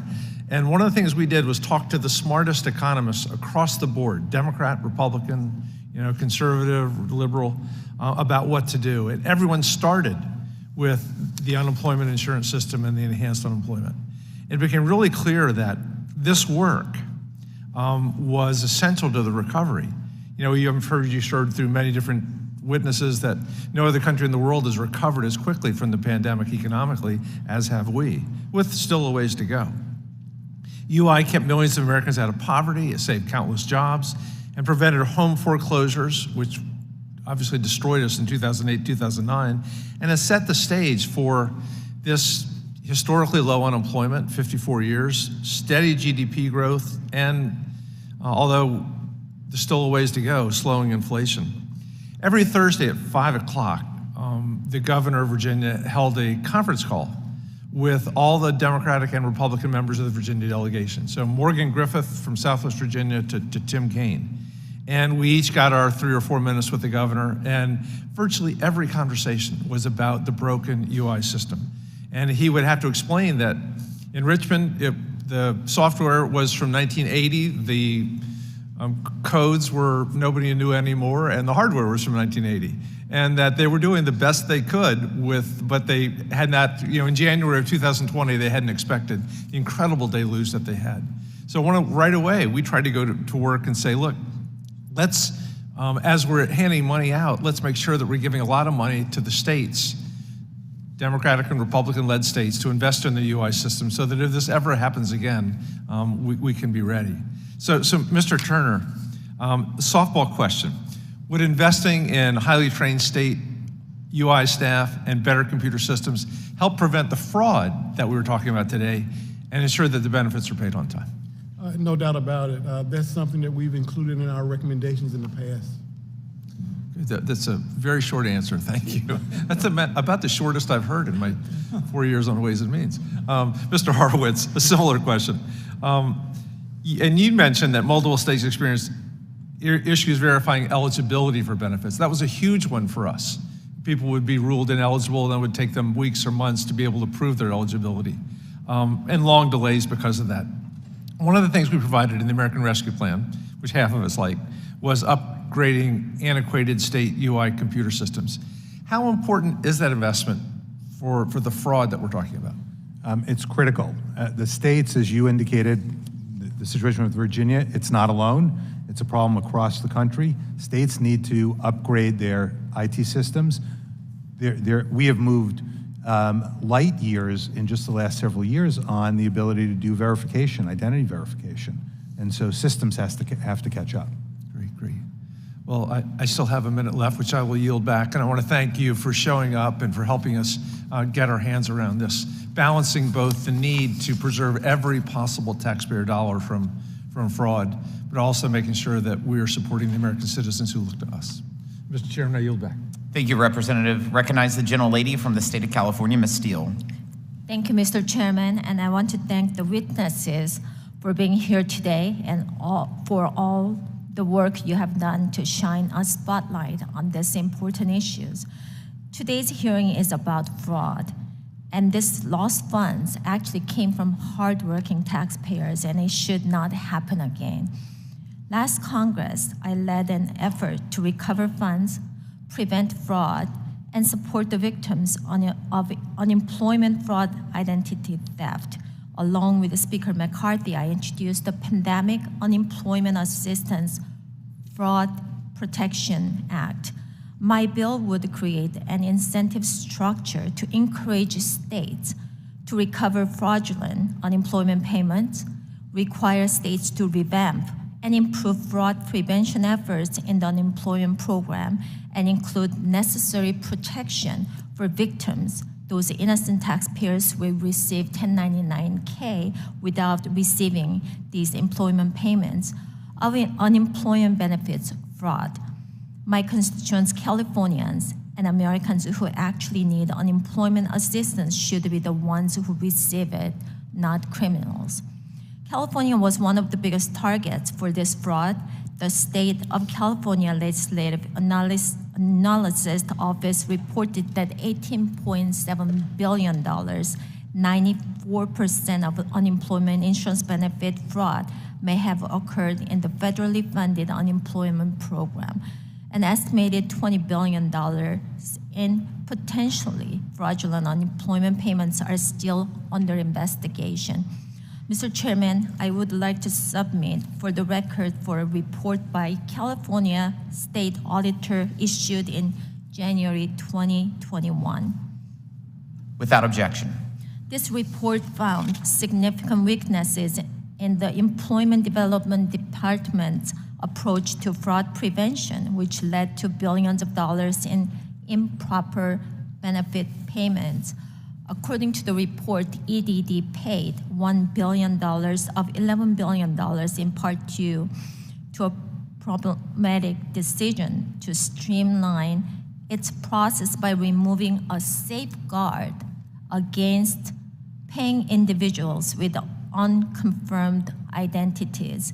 EDD, which was led by current Department of Labor Deputy Secretary Julie Su, issued the payments to those claimants with unconfirmed identities before discovering it had removed the safeguards for more than a 4-month period.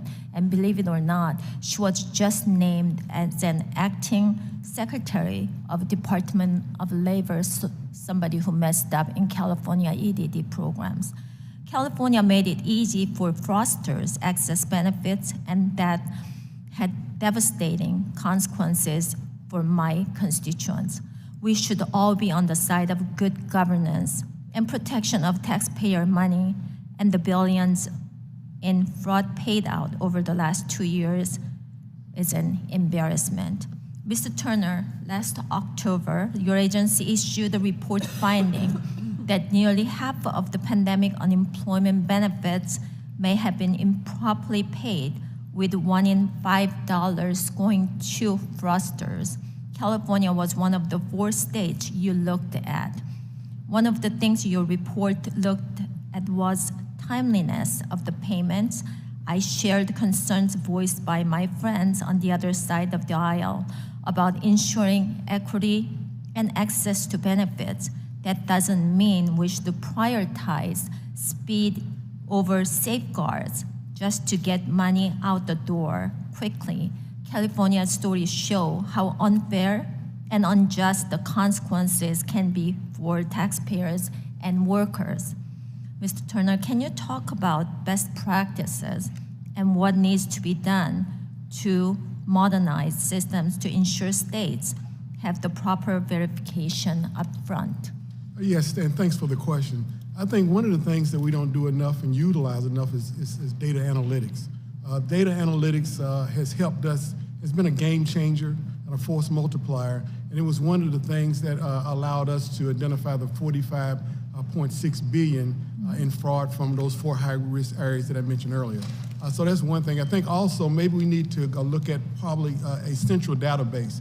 One of the things that helped this fraud get perpetrated was the fact that every state, all 53 states or entities, operate different systems. So therefore, was not enough cross-checking to basically catch some of that fraud early on. So how are you going to make it easy between California, especially California is the highest amount, that fraudulent amount that we found out. So how are you going to work with the state and federal government?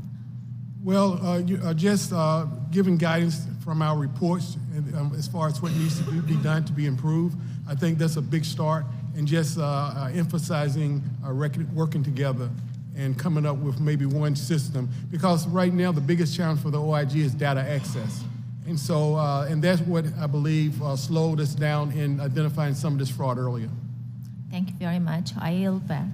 Thank you, Representative. I'd like to recognize Ms. Van Dyne from the great state of Texas.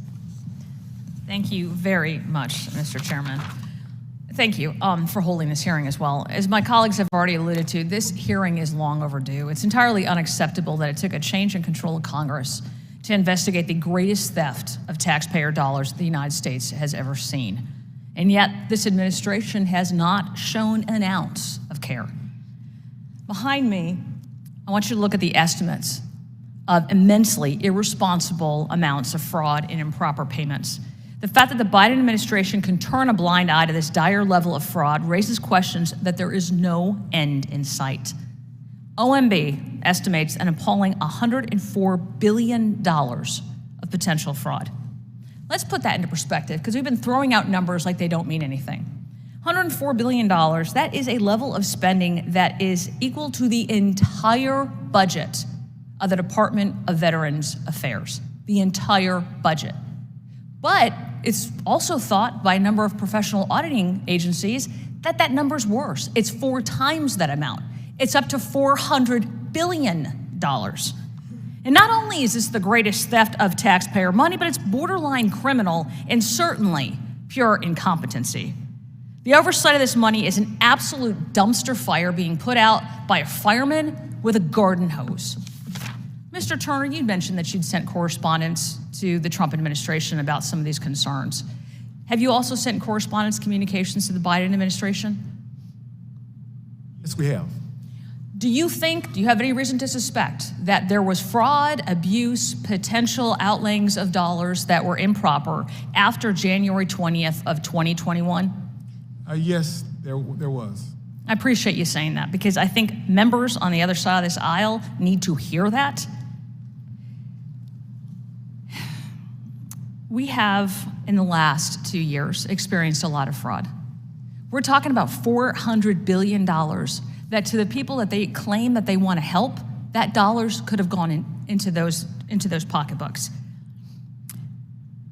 We just released, just because they're saying that this happened under the Trump administration, does not release Congress from its duty to be able to protect those dollars. We have to admit that there have been problems under both administrations, right? We can't just stick our head in the sand and blame Trump for everything and pretend like we heard last night that everything under this administration is rosy and perfect. We had an opportunity right now today to have an honest discussion. You would assume that getting down to fraud and abuse in saving taxpayer dollars for those people who need it the most would be a bipartisan effort. All of you are well-versed. You've done a tremendous amount of investigation. You've got solutions on the table that you want to present to us today. But instead, we're hearing about the witnesses who aren't here. The stories of people who've used unemployment. We understand it was used. It was used by people who needed it the most. But we also understand up to $400 billion was misused. And we need to get down to that. And I've got some questions. I know during my time on small business that there were issues with PPP and EIDL, and we thought those dollars were being spent overseas illegally. Do we know how much money went to international organizations and foreign actors? Do we know if this money fell into the hands of terrorist organizations? And can we track how much money actually went overseas? And probably the biggest question I've got for any of you, do we have any hope of ever seeing these dollars again? Mr. Dodaro? History will tell us that there will be a very low percentage that would likely be recovered from fraud. And that is just the fact of the matter. Mr. Turner? I would agree. And let me just say, it's going to take a while. As you know, that a lot of the fraud is still out there. We still have 162 open investigations that we haven't looked at. And so it's going to actually take quite a while to ever figure out exactly how much. Mr. Horowitz? The recovery rate is clearly going to be far below what the fraud rate is. Having said that, the public should know we're going to do everything we can in our powers to try and track down and find every dollar. And Congress has given us tools to do that. We're asking for some more. And we're going to do everything we can. We're going to also, by the way, use suspension of debarment authorities and others to try and make sure that crime doesn't pay to the best extent possible. We're able to do it. Do you think it's important to us that we start that as soon as possible and not have kind of this political theater? Oh, absolutely. Look, and we're doing it. We've been doing it for 3 years, and we're going to keep doing it. I appreciate that answer. Thank you very much, and I yield back. I want to thank the gentlelady, recognize the gentleman from Pennsylvania, Mr. Evans. Thank you, Mr. Chairman. Mr. Chairman, my comments will be to the point. First, I want to thank the ranking member for what he has said, because I believe he has summed it up. And when you talk about just the facts, that's what I believe that it should come down to. That's where I believe that we are. So I encourage my colleagues to consider these distressed constituents and remember that unemployment insurance saved the economy and kept families out of poverty. So I believe that what he said, he summed it up. And I yield back the balance of my time.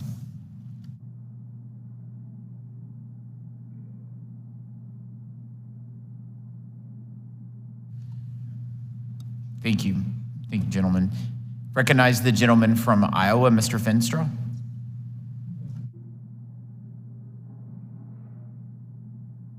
Thank you, Mr. Chairman Smith. Thank you also to each of our witnesses for your testimony. I greatly appreciate it. Obviously, we've talked about, what has happened at the height of the pandemic with 15.4% unemployment, 23 million people unemployed. The circumstances obviously demanded a resolution, and we did that. But with that, it created risk, and now we are responsible. We're responsible for oversight of the risk that incurred in giving these unemployment benefits.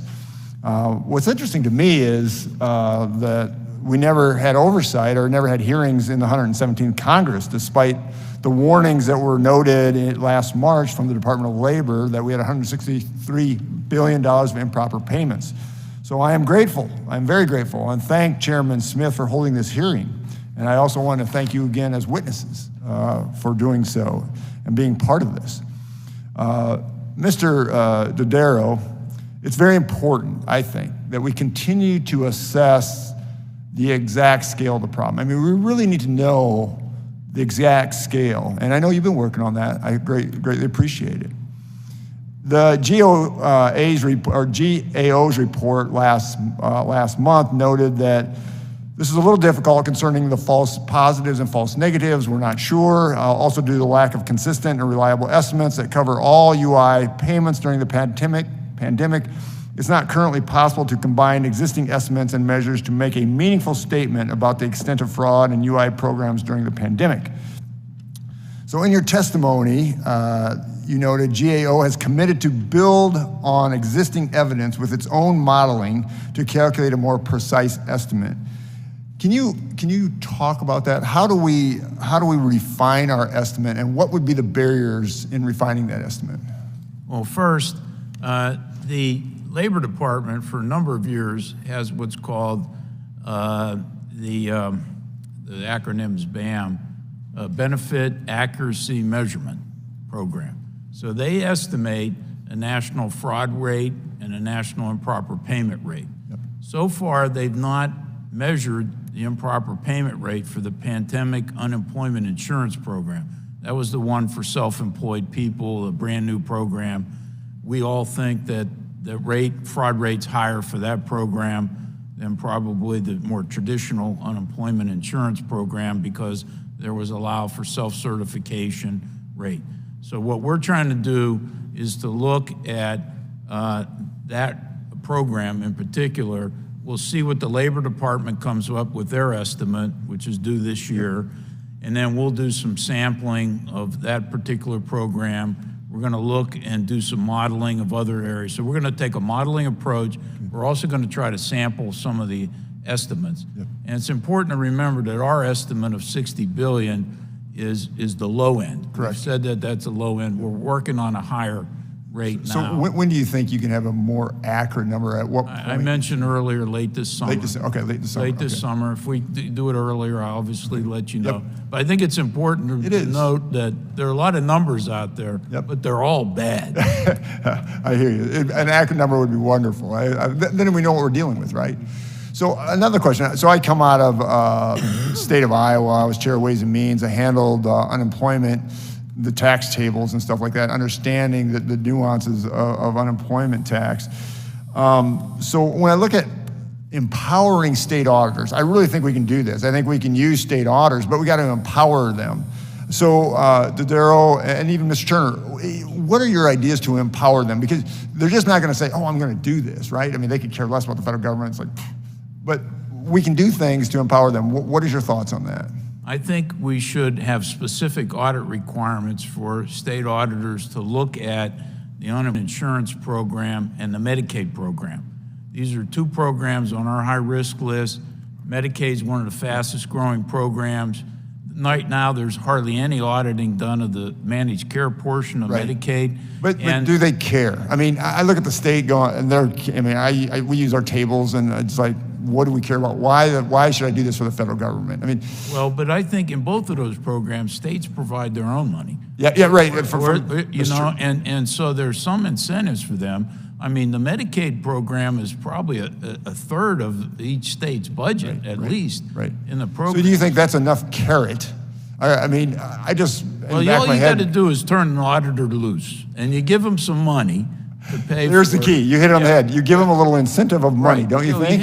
You have to provide support. Now, now, there's single audits that are done by state auditors. Yes. But they don't focus enough on the detailed aspects of fraud, mismanagement. They're a starting point for accountability, but they're not the answer. No. I want to thank you for that. I just want a quick note. I mean, when you work in business, you pay people to collect debt.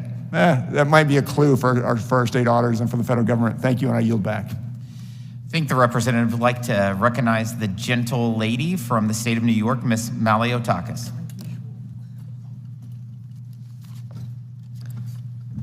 Thank you very much. Thank you so much for your testimony. It was very informative.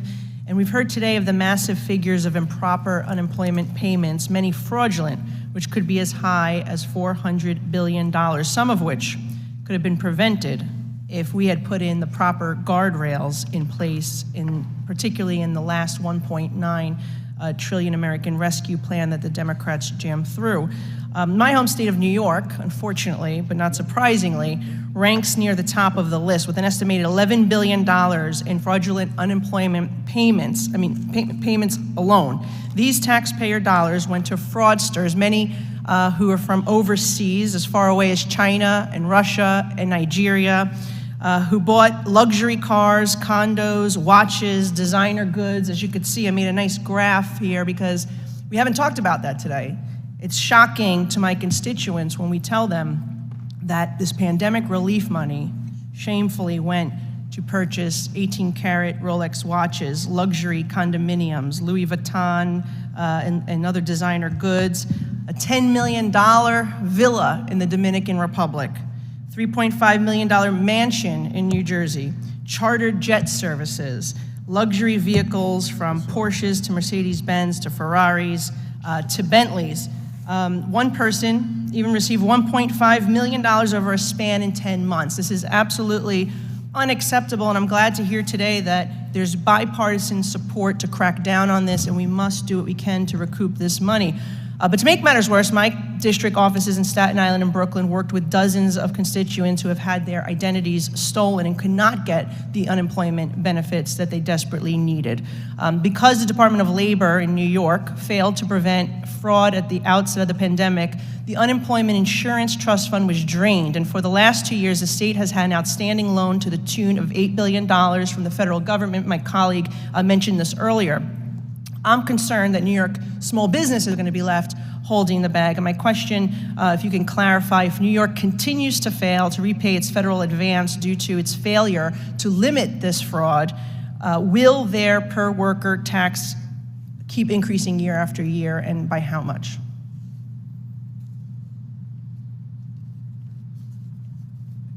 I can provide an answer for the record for it, but I would say offhand that's up to the state to decide how to repay the money. Now, some of the pandemic money was available for states to use to repay their money that they owed to the unemployment insurance program. So I even think there's money, in the coronavirus relief fund that was given $350 billion to the states.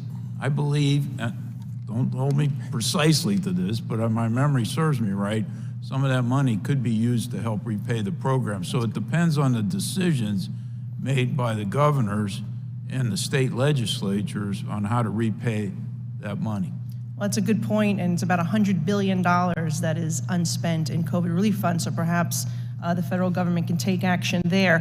Which states did it right? Okay, New York obviously did it wrong. My colleague talked about his state of Utah, that they had good preventive measures in place. What states, Mr. Horowitz, do you think are model states that we should be looking at on how to prevent this type of fraud? What we've seen are evolving actions by the states over the last several years. And so what I want to do is get back to you on sort of which ones perhaps are leading the effort. There are several, though, as part of the National Association of State Workforce Agencies that have come together to, for example, implement identity verification tools that have been very important, because you mentioned identity theft. We at the PRAC often talk about identity theft creating three victims. There's the public at large, because it's the public's program that gets the money stolen from. There's obviously the person whose identity is stolen, who has credit issues, other issues they've got to deal with. But then there's the person, as you mentioned, who is the intended beneficiary. And we've heard testimony about individuals, as you said, who went to get benefits, whether it's from unemployment insurance or other programs, and were turned down because the agencies thought they were the fraudsters. No, the I appreciate fraudster that. beat them there. And I want to, just 20 seconds left on that point, Mr. Dodaro, your testimony notes that of October 2022, there have been 41 states using the identity verification service that provides new data sets to conduct enhanced unemployment claimant identity verification, as was discussed here, and contains cross-matching with Social Security, the Death Master file, to identify the use of deceased persons. Can you please talk about that? Why are and should all states be using this service, number one? And do we have an estimate of how many dead people received unemployment benefits? I don't know if Mr. Horowitz knows that or Mr. Turner, but I don't have the estimate for the total number, but I do know that it's an appropriate cross-match to make. You know, one of the easiest targets for fraudsters is to get a Social Security number from a deceased individual. A lot of this information, as Mr. Turner mentioned earlier, is on the dark web, and they can do that. I know my own mother received, she passed away unfortunately right before the pandemic, so she received an economic incentive payment from the Treasury Department. Now my sister returned it because she called me and said what to do. I said send it back, and so you know, Treasury. This is a problem with the federal government too. Treasury sent $1.4 billion to an estimated 1.2 deceased individuals in economic incentive programs. Now, due to our recommendation, I got about half of that back, so about $700 million. Right now, the Treasury Department Fiscal Service is not allowed to use the Social Security full death master file to check before they make a federal payment. Now, that's something I've been trying to get for years. Congress finally passed it. It's due to take effect next year around this time, but I think it should be expedited and made permanent on a basis. I mean, there's no reason that we should be doing this.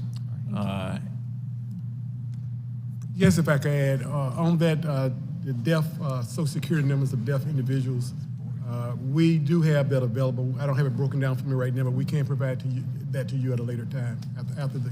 Thank you. I'm sure everyone on the committee would like to know that. Yes, we can answer provide that. Thank you. And we will, work to get that data. But I would say, just picking up on Mr. Dodaro's comment, on our fraud alert we just released, when we matched PPP and EIDL information with the Social Security Administration, we have several thousand deceased individuals who got PPP and EIDL loans. Our job now is we're trying to figure out if they were alive at the time of application. Our guess is some were, our guess is many weren't, because we've seen this problem, and it makes no sense why you would want the Social Security Administration to have a death master file index and yet let other parts of the federal government pay out billions of dollars in benefits to individuals who are deceased. Thank you, Representative. We'll now recognize the gentleman from Illinois, Mr. Schneiders. Thank you, Mr. Chairman. And let me start with the obvious. Everyone on this committee is outraged at the rampant fraud experienced during the pandemic. American taxpayers, including, as was touched on, those who relied on the program, stood up by this Congress, and by the way, stood up unanimously by Republicans and Democrats together, were victimized by deceitful individuals and organized criminal groups. No one's defending it. We all agree that we should be doing everything possible to recover the money stolen and prosecute those who stole the money to the full extent of the law. We also need to make sure that going forward, we're better at defending against fraud, from program design to system development, supporting the programs, and deterring those inclined to consider stealing from taxpayers with greater prosecution and enhanced recovery. And let's review the facts. 3 years ago, our nation faced an unprecedented health and economic crisis. In February of that year, we sat in this very room with Secretary Azar. I'd venture to say that no one sitting here had any idea of the devastating impact the pandemic would have. We had a much better view a month later when we came back to DC and passed the CARES Act, bipartisan, unanimous. And then 20 million people lost their jobs. Unemployment reached nearly 15%, and it's the highest rate since the Great Depression, and there was no end in sight. Now let's consider what would have happened if Congress had not acted. Maybe another Great Depression. The loss not just of individual businesses, but of entire industries, and millions of people out of work with no prospect of finding a new job. Rising poverty across the country and negative economic and social impact lasting for generations. So some like charts, I love analogies. We had a 5-alarm fire raging out of control. We were trying to put that fire out with water passed in buckets as fast as possible. And the buckets had holes. Speed mattered, as we've discussed, which meant that there was a trade-off between trying to fix the holes and precisely passing the buckets so no water spilt, and getting the water as quickly and effectively as possible to the fire lines. And unfortunately, that would mean not getting 100% of the water to the flames. Does anyone here want to claim we failed at our primary goal of putting out the fire? Are you asserting that the millions of Americans out of work at the time and otherwise unable to feed their families or keep roofs over their heads didn't receive desperately needed assistance? Is anyone arguing that we should not have stood up these programs? Last month, this economy created more than 500,000 jobs, 12 million jobs just in the past 2 years, and employment, as also has been noted today, is at its lowest rate in 54 years. So my questions to our panel, as we've discussed today, the breadth and sophistication of the many unemployment insurance fraud schemes and the ongoing efforts to pursue criminals and reclaim the monies, and with an eye towards making sure that we're better prepared if we face a similar crisis, what should have or could have Congress and the Trump administration done in 2020 to better protect against fraudulent claims, and what should we be doing now? And I'll start with you, Mr. Dodaro. Yes.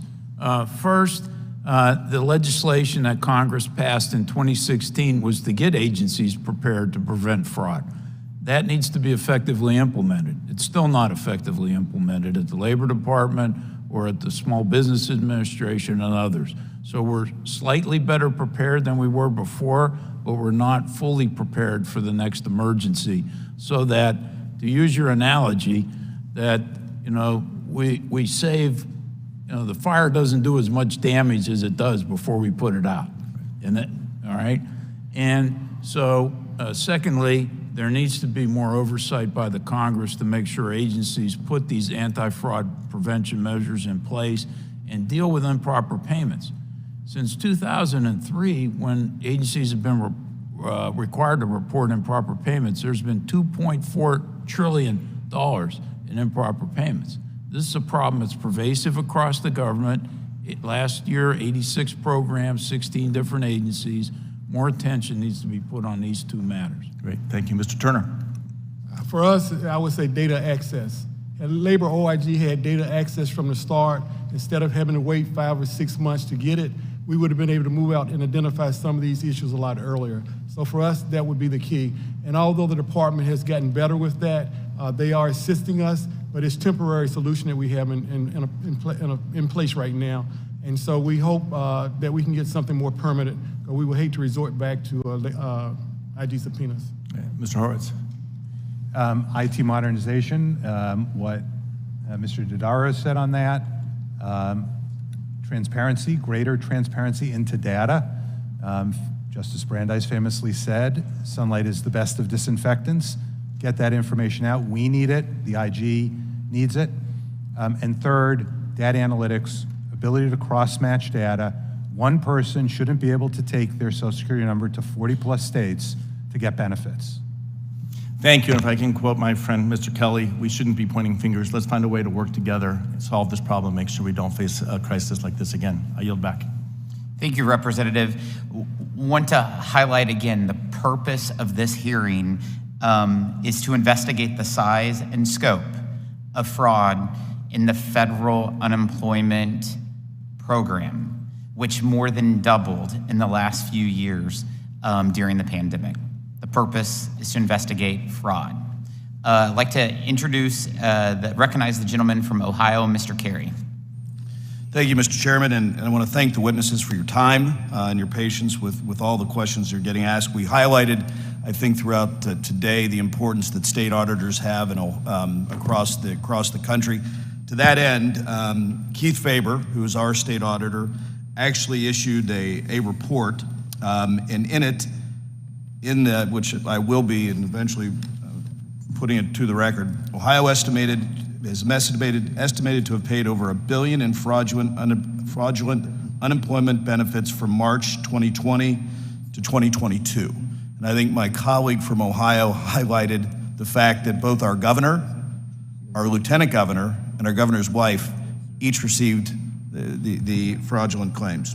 The other thing that the auditor's report identified, which I found interesting, was it identified over $475 million was actually paid to criminals. So, Mr. Chairman, without objection, I'd like to submit this for the record. Without objection.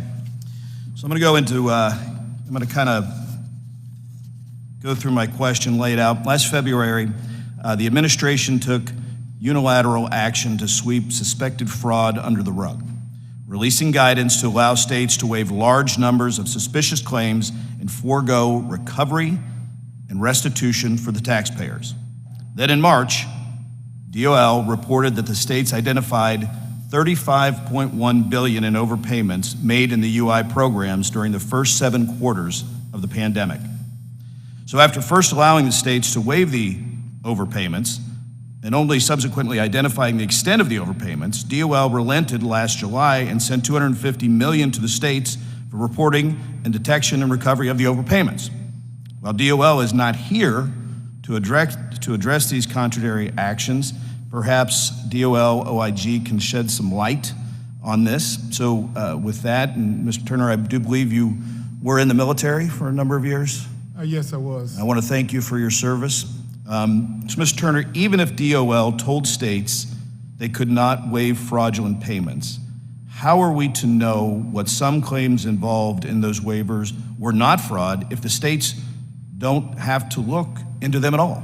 Well, you've kind of taken the OIG position because we actually believe that you do have to do that, and part of our work this spring, is going to take a look at that. Wonderful. And to that, are you investigating the impact of this guidance on your ability to recover fraudulent payments? Yes, we are. Okay. Mr. Chairman, I yield back. Thank you, gentlemen. And last but certainly not least, the gentleman from California, Mr. Panetta. Thank you, Mr. Chairman. Gentlemen, I will try to be quick. Obviously, starting with the CARES Act, Congress acted with speed and bipartisanship to help people who lost their livelihoods, who lost money, who lost their jobs. We provided billions for unemployment insurance that worked, that helped people, that actually prevented hardship for millions, including in my district, the 19th Congressional in California. Now, unfortunately, as we've heard over and over, and as we know well, there was fraud. And as a former prosecutor, I'm well aware of people who try to pull one over on the federal government and on the government. And yes, we should hold them accountable to the fullest extent of the law, as we've been hearing throughout today's hearing. But now, as a federal representative, I get to look forward. And basically, we get to create laws or provide funding to help eliminate, to help prevent fraud. That's why through the American Rescue Plan, we in Congress provided that type of significant funding for oversight and improvements for our unemployment insurance systems.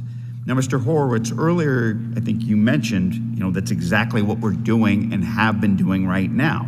And so my question to you is, did that funding help crack down on fraud during the pandemic? And will it help states in the future protect from fraud? So the funding did help states make a start in this effort. I think there's more that needs to be done, as GAO has reported on and DOL OIG has reported on. But the extent to which you modernize and improve the systems, you not only reduce the rate of fraud, but you improve the benefit. You improve the delivery of benefits that people are entitled to get the benefits. Do you have any examples of states that are modernizing with this funding their unemployment systems? And are there any lessons learned looking at any particular states? There are multiple states actually that are moving forward, so I'm not going to single any out, but they're working through their national association to do that. And I would say the key movement forward is modernizing their systems and taking steps to do identity verification. So there's a variety of tools being tested among the states, but it's that to me, from what I've seen so far, not just, by the way, with unemployment insurance, with SBA as well, and other federal programs, the need to put in place identity verification. Understood. And then just let me throw this out there. Would it help if there was a national standard for unemployment systems when it comes to maybe, and I think you guys have mentioned this, technology, data gathering, or in order to help states set up systems for employing unemployment insurances? You know, I think that is an excellent question, Congressman, and a key question for Congress. And because we have largely built a unemployment insurance system that's managed effectively at the state level, 54 entities, the 50 states, DC, and territories. And the question is, how much do you want to centralize it? How much do you want to give authority to the Labor Department to manage those systems? And I know GAO has written on that and spoken about that as well. It's a policy question, really, for the Congress to consider. Mr. Dodaro? I think it would be a good idea to have some minimum national standards. You don't want to hamstring the states from being innovative and trying different approaches, because that could be beneficial. But you have to have some minimum standards that are in place, particularly for IT systems, particularly if you want those systems to be able to talk one another and to be able to cross-match. As we've been pointed out this morning, if somebody files a claim, in one state, they can file in all the other states and nobody would know the difference because there's no way to cross-compare. There ought to be cross-comparisons against incarcerated people as well. There's a system that's kept for that as well. Unless there's standards, you're not ever going to have the optimum IT systems network nationally to deal with a global problem like we had before. Great. Mr. Turner, anything on a national standard? Only thing that I can say to add is that I think there need to be some kind of central database that the OIG has direct access to, as well as the department and the states. Great. Thank you, gentlemen. Mr. Chairman, I yield back. Thank you. Thank you, Representative. I would like to thank our witnesses for being here the whole time and for the great discussion. Please be advised that members have 2 weeks to submit written questions to be answered. Later in writing, those questions and your answers will be made part of the formal hearing record. With that, the committee stands adjourned.